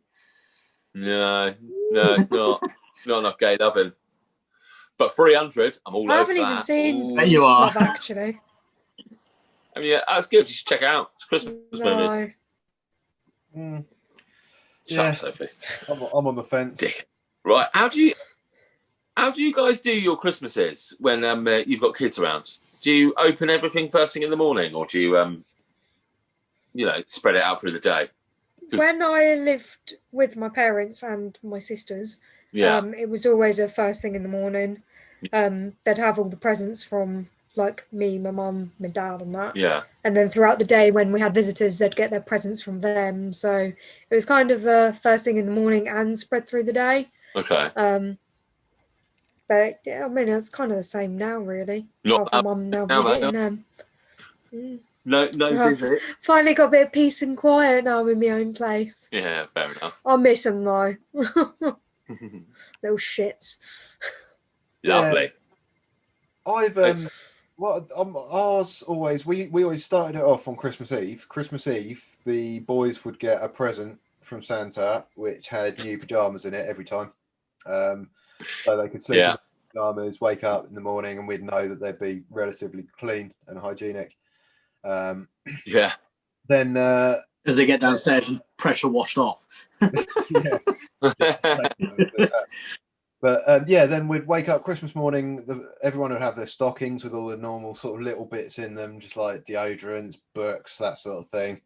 A couple of Then it'd be downstairs. No one touches any presents until Christmas dinner's out of the way. Yes, What? Mushu. Yeah. Yes, mate. That's how I did it. Then everyone retires to wherever we are, the lounge or whatever. And then it's just carnage with presents. Everyone just piles in. Yeah, well, not the carnaging, but yeah, that's sort of the same model that my family's always done it. We do stockings in the morning, and then depending on what time we're having our Christmas dinner. I mean, if it was a late Christmas dinner, like a 5 or a 6 o'clock job, then obviously we would open presents just before. Otherwise, we'd have Christmas lunch and then we'd sit around the tree. And usually, my elder sister would hand out the presents. And it wasn't full carnage, but yeah, that's how we'd do it. I'm having a fucking nightmare tonight with this camera. It just keeps falling over. I'm really, but yeah, I like doing that though. Yeah, there's not really that much on it. I'll have to take it all apart and rebuild it, but that's a job for the new year, not a job for right now. So I've done that with my kids now, and I've realised it's fucking great because all day they're just like, "Can we open the presents? Can we open the presents?" We're like, "No, you've got to fucking wait until after dinner." I mean, they get enough in their stocking to keep them busy during the day. But I was talking about this at work, and honestly, they all looked at me like I was a full-on pervert because we don't tear into everything first thing in the morning. It's like, no, you delay it a little bit. It means they get to enjoy what they've got. Because otherwise, they open a present, next, open, next. It's like, whereas if you delay it a little bit, they kind of appreciate what they get a little bit more. Yeah. And keeps you busy through the day. But yeah. Didn't go down well. Like, no, open everything first thing in the morning. The thing is, though, if they open it first thing in the morning, they've then got it to play with all day. Yeah, I mean, I'm not an arsehole. If they've got something that needs playing with all day, like their present this year, I'll give them to them after they've done their stocking. I've got my Switch, so obviously I want them to be able to use the Switch, but. Yeah, I'm not gonna make it come wait until the middle of the afternoon for that. But the rest of the stuff they can wait for. Yeah, I like it. Are you going to give them a Switch with no games after you've done their stockings? Yeah, that's a great idea. But no, Mushu, what's happening in the background? I don't know. It's just Also, he needs to iron it. That's what. Yeah. Yeah, get your iron out. Jeeves, what about you? Are you is your family a everything open, or is there a bit of delayed gratification? It's changed in the last few years. Yeah, because we wouldn't open stuff until after, a bit like yours, depending on what time Christmas dinner was. It would be either after or before. But we do, because it's like 20, 30 of us now. It's a case of we get Secret Santa. So we all get given we all pick a name out of the hat, and that's the one person that we buy for. Apart from the kids, we all buy for the kids. But this year we're not doing that, so I don't really know what the fuck's going to happen. Oh. Well, you have to buy 30 presents then, obviously. Fuck that. I think. Yeah, I still. It does relate like largely to family size, doesn't it? Like, I mean, Yes. I've never had a big family. It's been me, my mum, dad, and my brother. And since then, you know, since I moved out of the house, I had my ex-partner and my 2 kids. So it's always just been like 4 of us, really. I mean, she used to have an enormous amount of family on the island though, so that's when we started changing our routine slightly to do like the presents in the afternoon. Because when I was young, it always used to be like every man for himself. You get downstairs, the only rule was you have to have breakfast first, and then you can do what the fuck you want. So I'd be straight downstairs, literally inhale a load of like sugar puffs or whatever, and then straight in under the tree like a ferret, trying to find them all. Well, that explains you and kebabs then. Gone. It's a handy talent, mate. Oh, amazing. No, I like it. And I always find it interesting how people do it all so differently. You know, their little Christmas traditions. I like that. It's interesting. Well, so have you ever heard of any weird people with weird Christmas traditions or anything like that? You don't really get them. I think people think, not really. No. Well, yeah, we like to dance under the moon naked every year, just before Christmas dinner. We'll strip off and hose each other down. Baby will. Is that not what everyone does? And gravy, yeah. We're pre-basting, just basting everybody. Well, I don't do it yet, but it sounds awesome.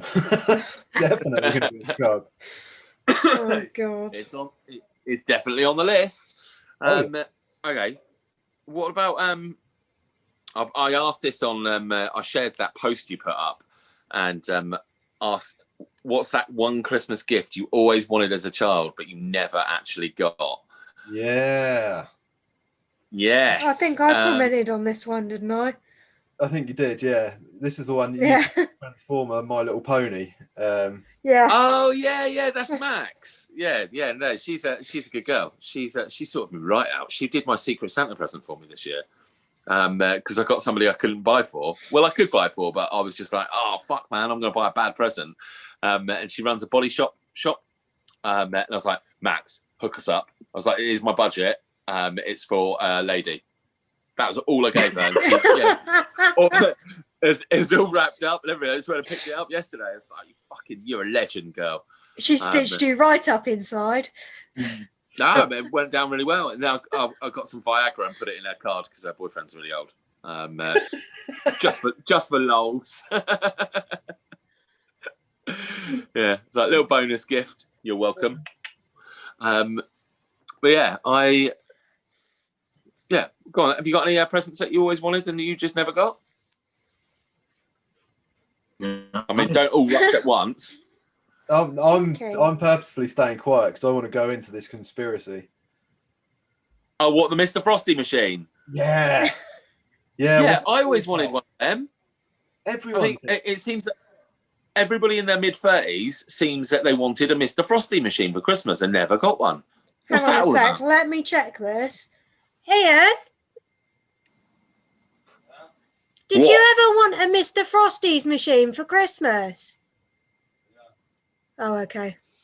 What did he say? No, I did. Now ask him, did he get one? Did you ever get one? No. You've just proved the guy's right. Thanks. Everything. Like everyone They know what to get himself. who wanted one has not managed to get one. It's some sort of government control, I swear to God. Did they exist? Or was it just a figment of our imaginations? What are they? Oh, okay. So they're a little snowman that you put ice cubes in the top, and then it's got a sort of a bit like a cheese grater in it, and you turn a handle, probably an arm, and then Slush Puppy comes out of it. So just like shreds the ice, and then you put syrup on the top, and it's a Slush Puppy making machine, essentially. Okay. Yeah, I know somebody who had one. Well, like my next door neighbour had one as a kid. But this was right back in the 80s. But yeah, I never got one. And I don't know anybody else who ever had one. Mushu, did you want one? I did, yeah. I always used to want one.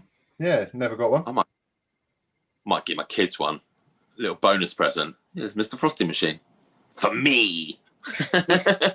But then I think at some point my parents probably had a conversation. They were like, "So what is this Mr. Frosty that he's banging on about?"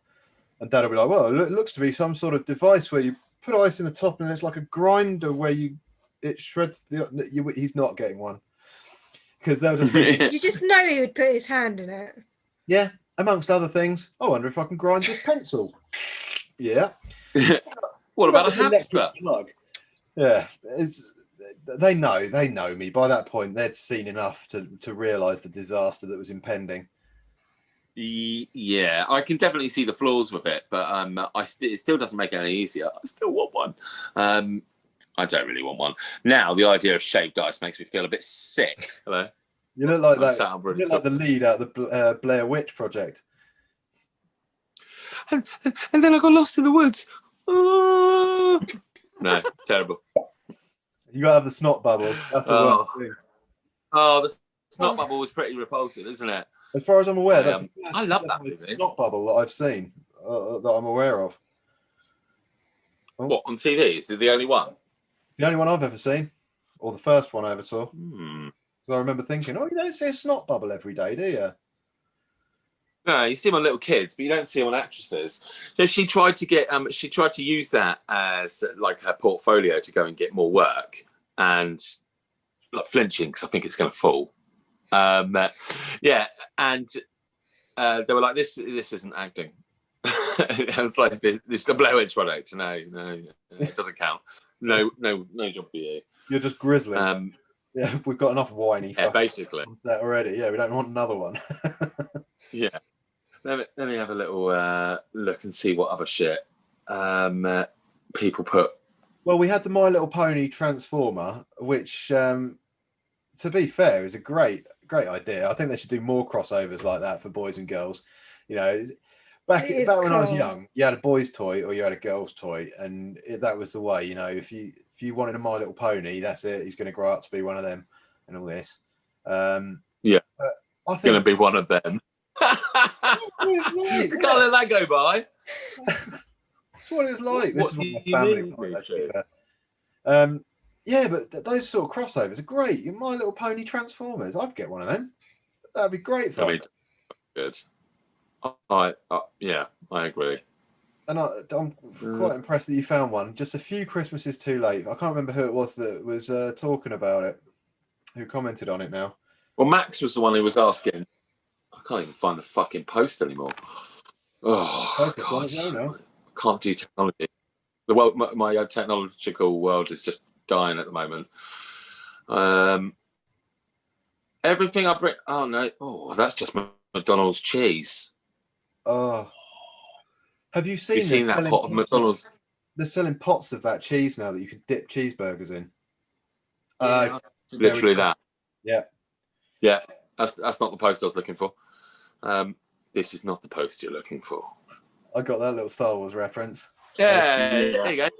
You're welcome. Jeeves, was there ever a toy that you wanted? Or not a toy, a gun? No. No. To be honest, I was happy with whatever I got. Jeeves, I swear to God, you've downloaded your personality off the internet. Fucking hell, man. Well, You got a favourite food? No. What do you love about Christmas? Nothing. All right. Did you ever get a nice present? No. Cool. No, I've had when I wanted a mountain bike, I got a mountain bike. You know, if I was ever interested in something, I always got something to do with that. So, Daddy, I want a pony. I want a pony, Daddy. No. No, not a pony. Oh my God. Yeah, I don't know. I always wanted, and I got it one year, but I wanted this. Do you remember Micro Machines? Yes. Yeah, toy cars, really tiny. Is it the truck, the unfoldable truck? Yeah, which unfolded into a city. Yeah, and I finally got it after like 3 years of wanting it. Fuck me, best Christmas ever. My parents were like, "Are you coming down for Christmas dinner?" Fuck off and blowing Micro Machines. Yeah, my microwave machines were wicked. Can you still get them? To be honest, if Probably not now. They'll probably be classed as choking hazards. yeah, Yeah, there'll be something wrong with them now. and if you could Yeah, get some them, they'd have fat kid. changed them to be shit now. They'd be like manga or something like that, or Fortnite style, or something like that. They're probably not called micro either, are they? Because it's not politically correct. It'd be like sizily challenged machines. I don't fucking know. I'm not particularly good at my woke speak. No. I found my post. It's funny you should say I wanted to. Daddy, can I have a pony? Because someone said when I was 8, I asked for a pony and I got a hamster. That's not the same, is it? You'd be pissed. No, it's not the same, but I'm a firm believer of small steps make great journeys, if you know what I mean. Start off small, see how you get on. If you can, you know, if you can ride around on your hamster for a week, then maybe I'll upgrade you to a cat. His face. Well, I mean, I never even assumed, I never even realised. I hope you never had any pets growing up. I had a couple of hamsters, they didn't run very fast. I wonder why. Gallop, Flopsy! Oh no, it's dead. I remember once, I was playing with my hamster. This isn't a euphemism, by the way. And like, you know, when you've got like your quilt and you grab 2 pieces and you make it dip in the middle and then you pull both sides and things ping up. Yeah. Or I say quilt, could be anything. Well, I had the hamster on my bed and I was making it jump just like an inch or 2. And then I don't quite know how it happened, but way too much force was used. And the whole hamster flew off the bed onto the top of the dartboard and then fell into a pile of laundry. And it was fine. I think he had a whale of a time. Best day of his life. But yeah, the poor little thing. Well, I have a very similar story about little Boris. I had 2 hamsters, 2 Russian hamsters called Horace and Boris. Oh, okay. I had two Russian hamsters. I had no imagination. Yeah, so clearly, my mum went in to give them a tickle one day. Bless them. They were in the upstairs box room. It's like a spare bedroom sort of thing, but that's where we kept them. And she went in, stuck her finger in. Boris has just sunk his teeth into mum's finger. She's like gone, like that, pulled her hand out. At the apex of her swing, Boris has let go then. Which was, I don't know whether he'd worked it out, but he got perfect trajectory, hit the open window, one of the like the top windows that you open, straight out, down onto the patio. He was gone by the time I got down there. I'm assuming a cat got him. But yeah, that was it. That's Boris. Sorry, Sophie. I should have put a trauma warning on it, shouldn't I? Yes! Wow, that's fucking awesome, Mushu. I want to go hug Loki now. I'll never throw you out the window. Oh my god. Oh, ready. Ready? Well, you're too late, Sophie. Yeah. Started. I know. So, I've totally problems. well, I've got another rant, if you don't mind. I don't Love a rant. Always moaning, but do you know what else I hate about Christmas, which I forgot to mention earlier while I was ranting about it, is fucking Christmas songs, right? Oh, don't get me started, right? Christmas songs fall into 3 categories for me. Old songs, the old originals, which are good, but they need to be left in the past. Shit remakes of people that think like, oh, that's a good song, I'll just sing that, but I'll do it with like some sort of crazy vocals or some shit like that. That shouldn't happen either. And the third one is, what have I done? I've done the old ones now. New songs which are shit, but just have someone with bells in the background, like shh, shh, shh, shh, shh. You've missed another category. Michael Bublé's surely got to have his own category there. Yeah, Michael Bublé. Yeah, someone mentioned that. Someone mentioned that on the Facebook page. Yeah, I agree with that. Michael Bublé is in a category of his own. I could listen to him because I love his voice and I think he's a great singer. The thing is that he only comes out at Christmas as well, doesn't he? Yeah, he's got a Christmas album. It's brilliant. Yeah. Yeah. So yeah, I it's mean, not a voice you hear throughout the year like some of the others. No, but okay, yeah. Michael Bublé he's in a class of his own. I'll give you that. Can't listen to him. Why? I worked in a supermarket 40 hours a week with that CD on repeat. Oh, that sounds wonderful. I cannot fucking listen to him that's, anymore. That's actually one thing that did spoil Christmas for me, because I worked in retail for 7 years, and where they start the Christmas music so early and bring out all the Christmas stock, it does ruin it for you. It's my sisters that bought, being gay like Sam, brought back the magic for me. I fully get behind what you're saying there, and I love the fact that you just slipped that in about Sam as well. That was genius. You know, I like to do these things. Fuck you! How rude. Yeah. Okay. So apart from Michael Bublé, all other Christmas songs are just shit. They're just shit. No, they're not. You're wrong.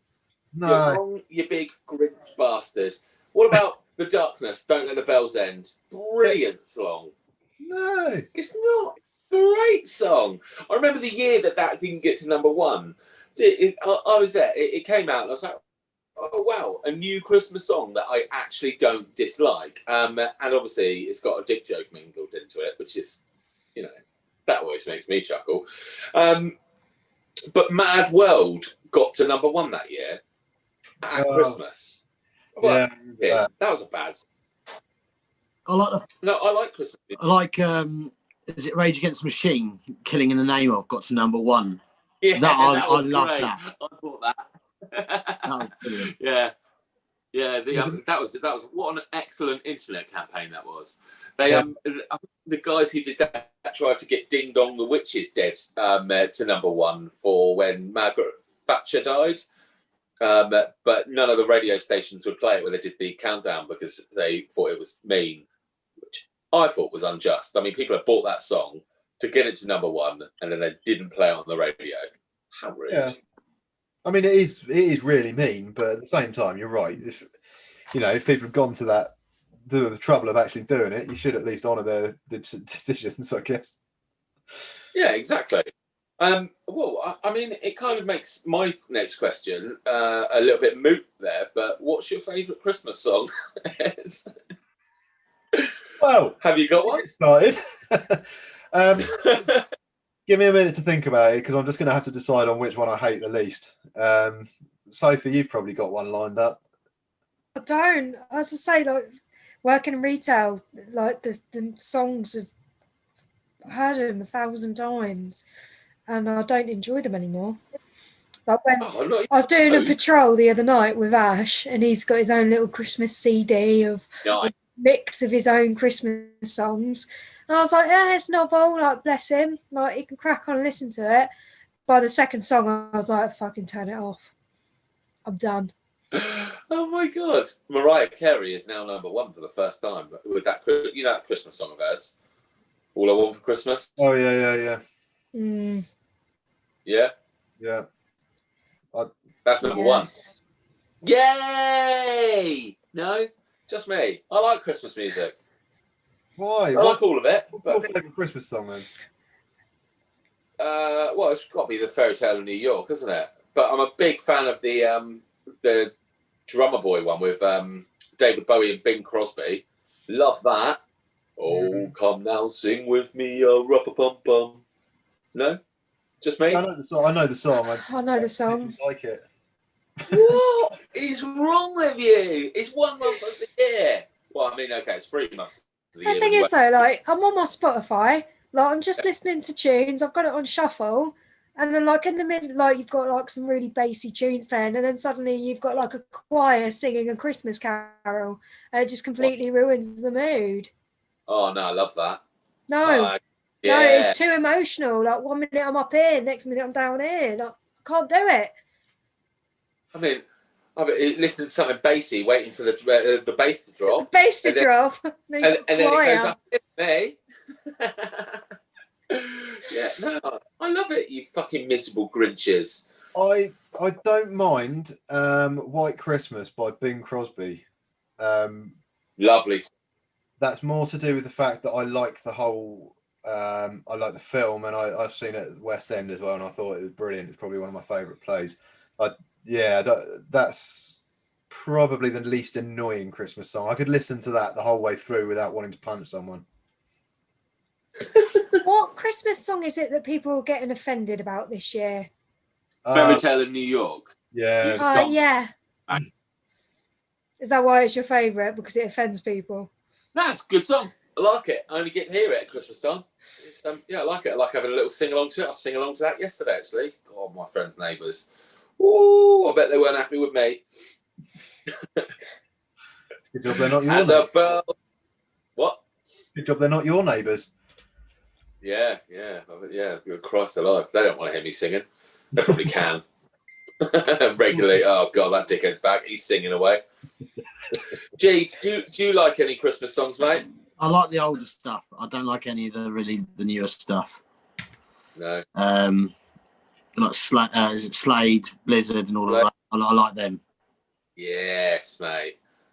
All the classics. I mean, Sophie, you when you said about your Spotify, that's a really valid point. I don't use Spotify. I use Apple Music, and I've bought a couple of Christmas albums over the years.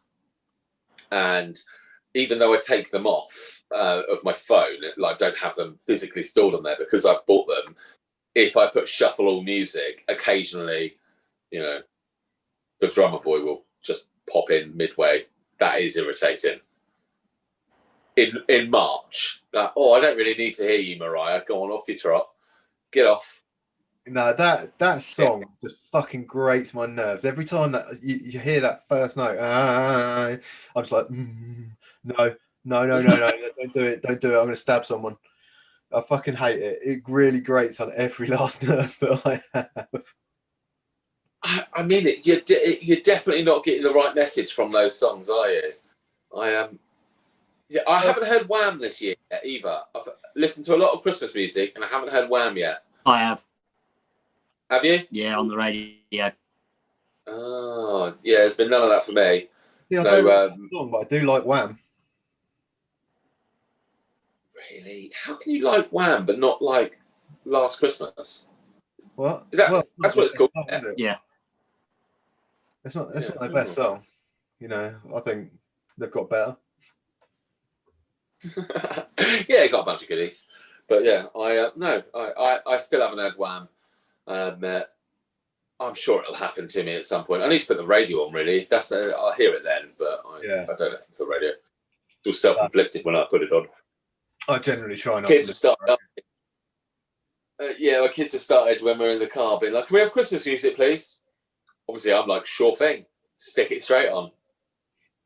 Yeah, this is the Amazes thing about having kids and hating Christmas, because obviously I've got to keep it magical for them, and they already know. Like they say, like, no, like one of them will start singing a Christmas song or something, the other one will hit him and be like, "Dad hates Christmas." I'll be like, "No, look, I don't hate Christmas." It's just an excuse to punch the other, isn't it? Oh, but yeah, I know. It makes me feel bad though, because I'm like, no. Look. Like they asked me the other day, it's like, is Santa real? And I'm like, here's a question, because I don't know their take on this. They haven't told me their take. So, well, you say just an instant yes, but they're at that age now where I'll be like, yeah, and they'll be like, oh, I still believe in Santa, dickhead, and all that. They wouldn't. Not quite like that, but you sat in the back seat. You're beginning my right off.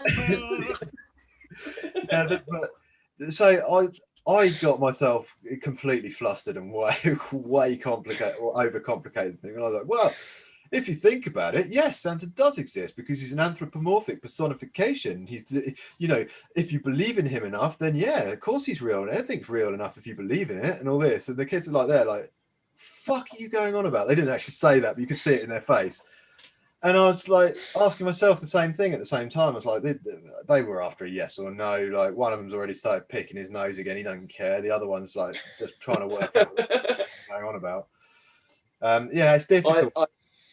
It's difficult. I like the explaining what voodoo is about Christmas.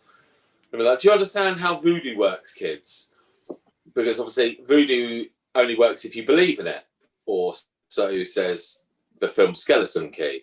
And I'm like, well, if you believe in voodoo, voodoo works. If you believe in Santa, Santa comes. If you don't, you don't get shit. That's fair enough. It's like the Tooth Fairy, isn't it? Yeah. I mean, it's funny because they're questioning Santa because they know that they still get presents off everyone else.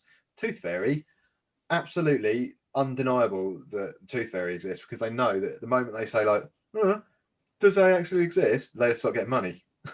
So they're in it for the cash at the minute. Yeah. How much do you give your kids for Tooth Fairy when they lose a tooth?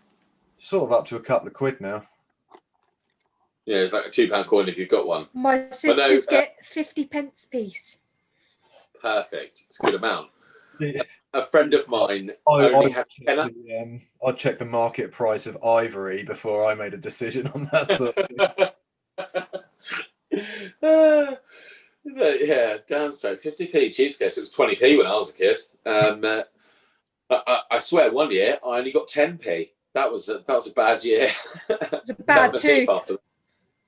Nah, it was like the 80s, wasn't it? You could still buy something for 10p back then. Because when they were big, they were. 10p's were massive, weren't they? They used to be huge, yeah. It's like the 50p. Yeah. 50p's were like that. Yeah, huge, great things. Way too big. Imagine having a pocket full of them nowadays. Where you ride down, pull your trousers off. I suppose that's why everyone used to wear suspenders back in the day, isn't it? Probably, I don't think I've ever known 50p's to be any different. Oh, young people. God's sake. Probably don't They remember were money either. Paper money, yeah. I remember that. A friend of mine, she only had a tenner when her kid lost a tooth and had to give him a tenner, and she's like, sign her own fucking death warrant. I've got to give him £10 for a bloody tooth that comes out now. Yeah, I'd have gone to the shop and cashed it. Be like, I need a £1 coin, please. I'm not going down this. It's going to cost me a couple of £100 when I would have just left a note. An IOU. Like an IOU note. An IOU. Yeah. Just send a text message. Oh, sorry, I was really busy. Yeah. I'd have just I'll be back tomorrow. You just don't like anything about Christmas, do you, Mushu? Let's face it. I'm pretty miserable around this time of year. Let's face it. I'm not the chirpiest of people. Yeah, but happy Christmas to all of you guys. No, I do generally. I hope. I do like the fact that it's the one time a year where everyone sort of puts their dickheadness aside a little bit. Even if it's only for a few days. Like I used to love going out walking. Christmas Day walk, because everyone you meet is all right, there's no one. I was going to say that. No one. Me and Ian walked to my parents and basically walked round to all the family's houses. Everybody you met would say hello, good morning, like Merry Christmas. Went out Boxing Day, no one would make eye contact with you. They're too hungover. Yeah. No, it's just amazing, the atmosphere change and just how different people treat you on Christmas Day. So why can't people be like this all the time? No, New Year's Eve is exactly. I hate New Year's Eve. Yeah, but just carnage. Yeah, but midnight comes. Yeah. This is how it always used to be. Midnight came and everyone's just like, yeah, Happy New Year, Happy New Year. I remember I got started on once in Petersfield by some guy, and he was like giving it all, what are you looking at, dickhead, and all that. And so I was like, yay, Happy New Year, man. And he's like, oh, yeah, Happy New Year. And then I punched him. It's great. I like it. Go with a double bluff. Yeah. It's been ages. Well, I think I had last year off for New Year's, but like before that, I was working doors for a few years. I think my most interesting one was up in Reading. Yeah. I was working on a venue. The max capacity was like 750, but the guys on the door let in about 950 people because they wanted everybody in for midnight. But as soon as midnight hit, 500 of them left. Like, it was mental. But yeah, they just wanted to get people in for those 3 minutes, like minute before midnight and after. And it's ridiculous. Like it's carnage. I've worked Tiger over in Portsmouth as well. Carnage. Yeah. Why do they always charge you to get in? It's what I don't get. It's like people are stupid enough to pay. Yeah, I've seen many a New Year's and New Year's Eve in at a Weatherspoons just because I'm like, fuck that, I'm not paying to go to. I was like, I usually start here, we'll just finish it. Did a few years. I remember when I was younger, and I don't recall this being a thing. Actually, it only seems weird now I'm thinking of it. But we always used to go out to the pubs, and we'd smash up the pubs, and then about 11:45, everyone would pile out, and we'd all go to the village square. Because where I used to live in Petersfield, they've got quite a big square, like an open square. It's a marketplace during weekends and stuff like that. And like everyone from all over the place would just pile out the pubs and all get down to the square, and then that's where we'd see the new year in. Every year that used to happen. And that's now nice. I think back on it, it's kind of weird though. Like, why didn't we just stay in the pub where it was warm? Because maybe we weren't allowed. This was probably back when pubs had to be closed by 11. There was no such thing as late licenses. Maybe. I remember once we were meant to be moving on from. We were in a Weatherspoons, and we were meant to be moving on to a different pub, but they stopped letting people in. So I was like, fuck it, we'll just go back to Spoons. And Spoons then stopped letting people in. And so I saw New Year's Eve in a kebab house. Hey! I was like, oh, well, let's go get a kebab then. I was like, Happy New Year's, boys. You know, they serve you nice and quick. Worst place. Yeah, definitely worst places. I'm just, it's probably my least favourite night out for many years. Just used to have a party on Christmas Eve. Just get drunk, take a load of drugs. What more do you need? Yeah, well, it was that one night of the year. Like, well, fuck it, it's New Year's. I also had this tradition when I was growing up that the first thing I would eat on New Year's Day would be a pot noodle, and my thoughts behind what flavour? Chicken and mushroom, beef and tomato, one of them. Whatever. The idea was that you have a pot noodle because then your year can only get better. Because let's face it, they're probably the shittest thing you can eat. And so start the year with a pot noodle, and then you can only go up from there. Like that, yeah. But now I'm old. A pot noodle for breakfast just seems ropey. Don't want that at all.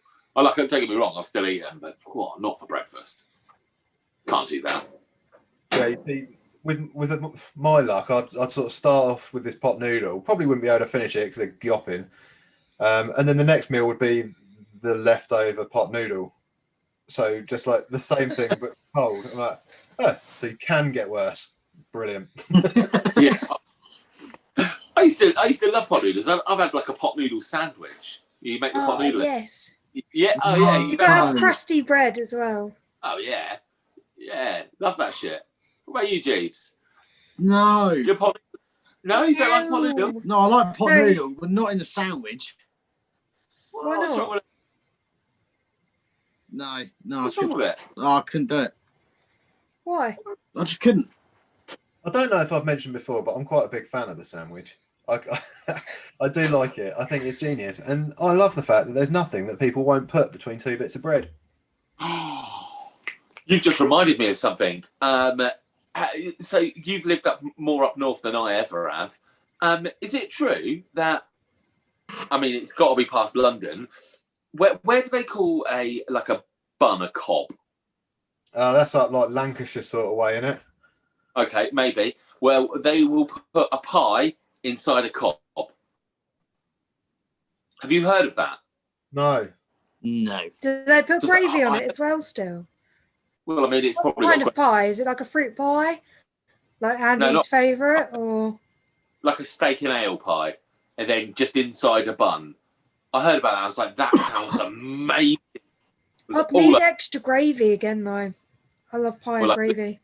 A little pot to dip it into. Yeah, it sounds nice. I like that. Yeah, fancy people do. But it's like, where does the creativity end with a sandwich? It just doesn't, does it? No. I'm going to try that. I'm going to go to the chip shop and I'll be like, I want a pie in a burger bun. In a burger bun, yeah. No salad. That'd be ridiculous. I've never heard anything so crazy. And take a big bite Yeah, out love that. just to prove a point and get that molten filling all down your front. Just like, "Ah!" That's why I don't like pies that you eat like that. Because it's just like fucking super heated inside, which is just going to squirt all over you as soon as you bite into it. Worst thing ever. See, I always cut the top Well. off and let like the heat out and then Oh. put it back on. That's quite a good idea. Oh, that's like a football thing. Then take the top off and dip the top into the pie. Yeah. Is that? That's what I do. I do love It's not. pie pastry. I just pick it up and eat it. Yeah, that's what I do. Yeah, eat it like a sandwich. I'm too messy. I can't. Oh, it's not a clean process. Yeah, that's why I have to use like a knife and fork and eat it little by little, so I don't dribble. One Christmas food that I do love, it's more of a Boxing Day. Yeah. Is Bubble and Squeak. Man, I love it. Yeah, just frying up everything, which is strange because normally I don't like vegetables that much, but I could eat that all day.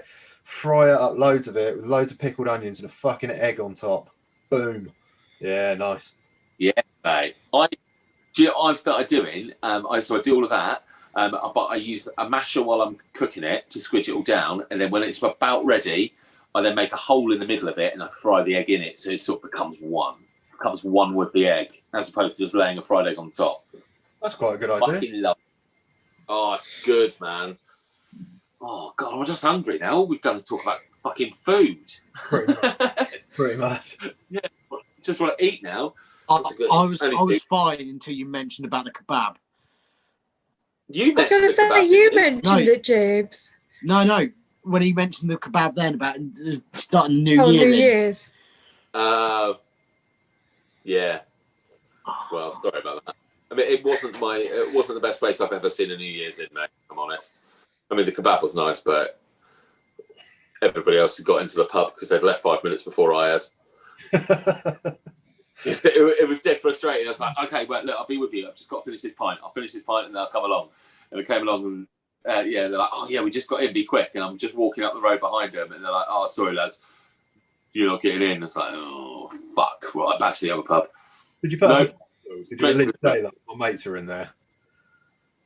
But yeah, I didn't kick up too much of a fuss because I didn't like the pub we were going to. Yeah, not a great pub. It was a shit one.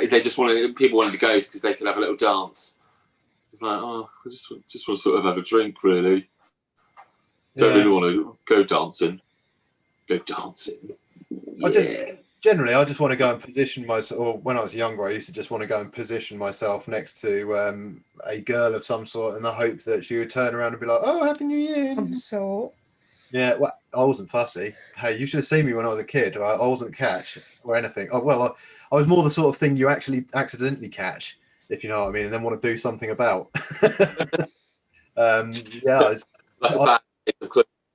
I had to look for opportunity where I could find it, and New Year's Eve, that was my hunting ground. That was where I used to go out and sort of just stand near people and sort of try. It was very much like the In-Betweeners dancing sort of thing. If you've ever seen that, that's what I was like.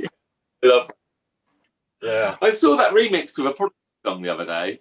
It was brilliant. It fit really nicely. There's actually a Facebook page called The Same In-Betweeners Dance, but different music every time. And it's literally just that scene, and they stick a load of different music to it, and every single song they choose fits it perfectly. It's so good.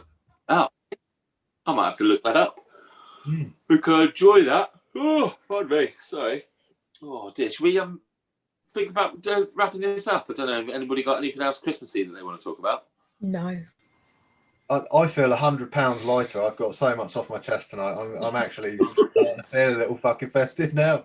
Yeah, so I'm happy.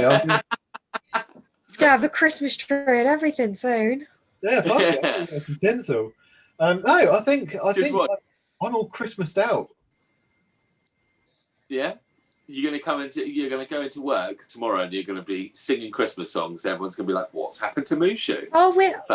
We've decided he's going to paint his head as a Christmas pudding. That's brilliant. That is actually brilliant. And then we're going to set it on fire. Why do you remember this? I thought we decided that I that like. wasn't going to happen. I must have got confused. Sorry. Yeah, you did. I also remember distinctively you saying we could also set your head on fire because That your was head would my be a idea. Christmas pudding. Well, it would make it more authentic, wouldn't it? Yeah. And I think that was actually your reply as well when Sophie mentioned it. Right. Okay. Well, Well, there that we would be a lovely festive treat for everyone, wouldn't it? So on the next episode, Mushu's going to look a little bit different. like a Burns victim, like a mummy. Brilliant. Yeah, that's quite the tan you've gained, Mushu. Yeah, well done. Yes, it's a Courvoisier. Oh, lovely. What glazing did you use? Right, Yeah, well, factor 5. shall we do it then? Shall we say goodbye for? I think we're ending the season, are we? Yeah, Christmas is coming, obviously, hence the amazing jumpers, and we're going to have a week or so off and come back in the new year. So, till then, Merry Christmas. Happy. It should be said, shouldn't it? Surely that we should say thank you to everyone that's helped us out in whatever way they can this year, with all the comments, all the stuff that they've posted up, and everything like that. All the engagement is really, really. It's really good. It makes it a lot more fun for us to do this as well. So thank you very much to all of that. And obviously, when we see you again, it will be the new year. So do have a happy Christmas and a merry new year. Hang on, I've got one more Christmas related story before we go. It's really funny. It's something my daughter did. Oh my god, she's such a douchebag, but she's so funny. Okay, sorry, Mushu, to cut you off there, but it's related. I'll tell you any other time. So she got Christmas cards and wanted to write them all out. And there's this one little boy in her class who's a little cunt. I might have mentioned him before, but he's a horrible little shit to her. He probably fancies her, but that's neither here nor there. Anyway, she's writing out cards and she's got a class list and she's gone through and she's written everybody out, one apart from him. And I'm like, don't be that dickhead. Just write him a card out. Just put Daisy at the top and put his name at the bottom. And, and that way you're not excluding him. You're not being a dick. And she's like, all right, but I'm writing something in it. And I was like, what are you going to write? And she's like, I'm going to write, you're such a grass. And I was like, no. Just put your name at the top, put his name at the bottom. Leave it at that. Don't start anything. Don't be horrible. And she's like, all right then. She's about to seal the card. And I was like, I want to check that card. I was like, I don't want to know that you've been horrible in there. And I check it. She's such a little awful girl, but it's so funny. So I was like, see, didn't write anything in it. And I was like, no, but you did cross out happy and merry from the card message on the inside. It's like, have a Christmas and a new year. Oh, that's brilliant. I was just like, it's 7. So I don't want him to have a happy Christmas and a merry new year or whatever it is. Or a merry Christmas and a happy new year. It's just like, all right, I'll let that slide. Seal it up and send it off. That is fucking brilliant. And you know what? You can say thank you to her because I'm going to amend my Christmas message to everyone now. Merry Christmas to everyone that's helped us out and engaged. And to the rest of you, have a Christmas. And a new year. Yeah, and a new year. Yeah. That really tickled me. Anyway, from me, happy Christmas, Merry Christmas. God bless every one of us. That's a Christmas thing, isn't it? And apparently Jeeves and Sophie just like, fuck you all. Bring out the pigs in blankets. I'm only a guest here, but thanks guys for having me. Who's got pigs and blankets? And you said something about pigs and blankets. What? Everybody is. I want the blanket. Just James, go out on a pig. hike. I need a nap. James, you can have the last goodbye of the series, look. Go on, give it a nice Bye. Don't forget to like and subscribe.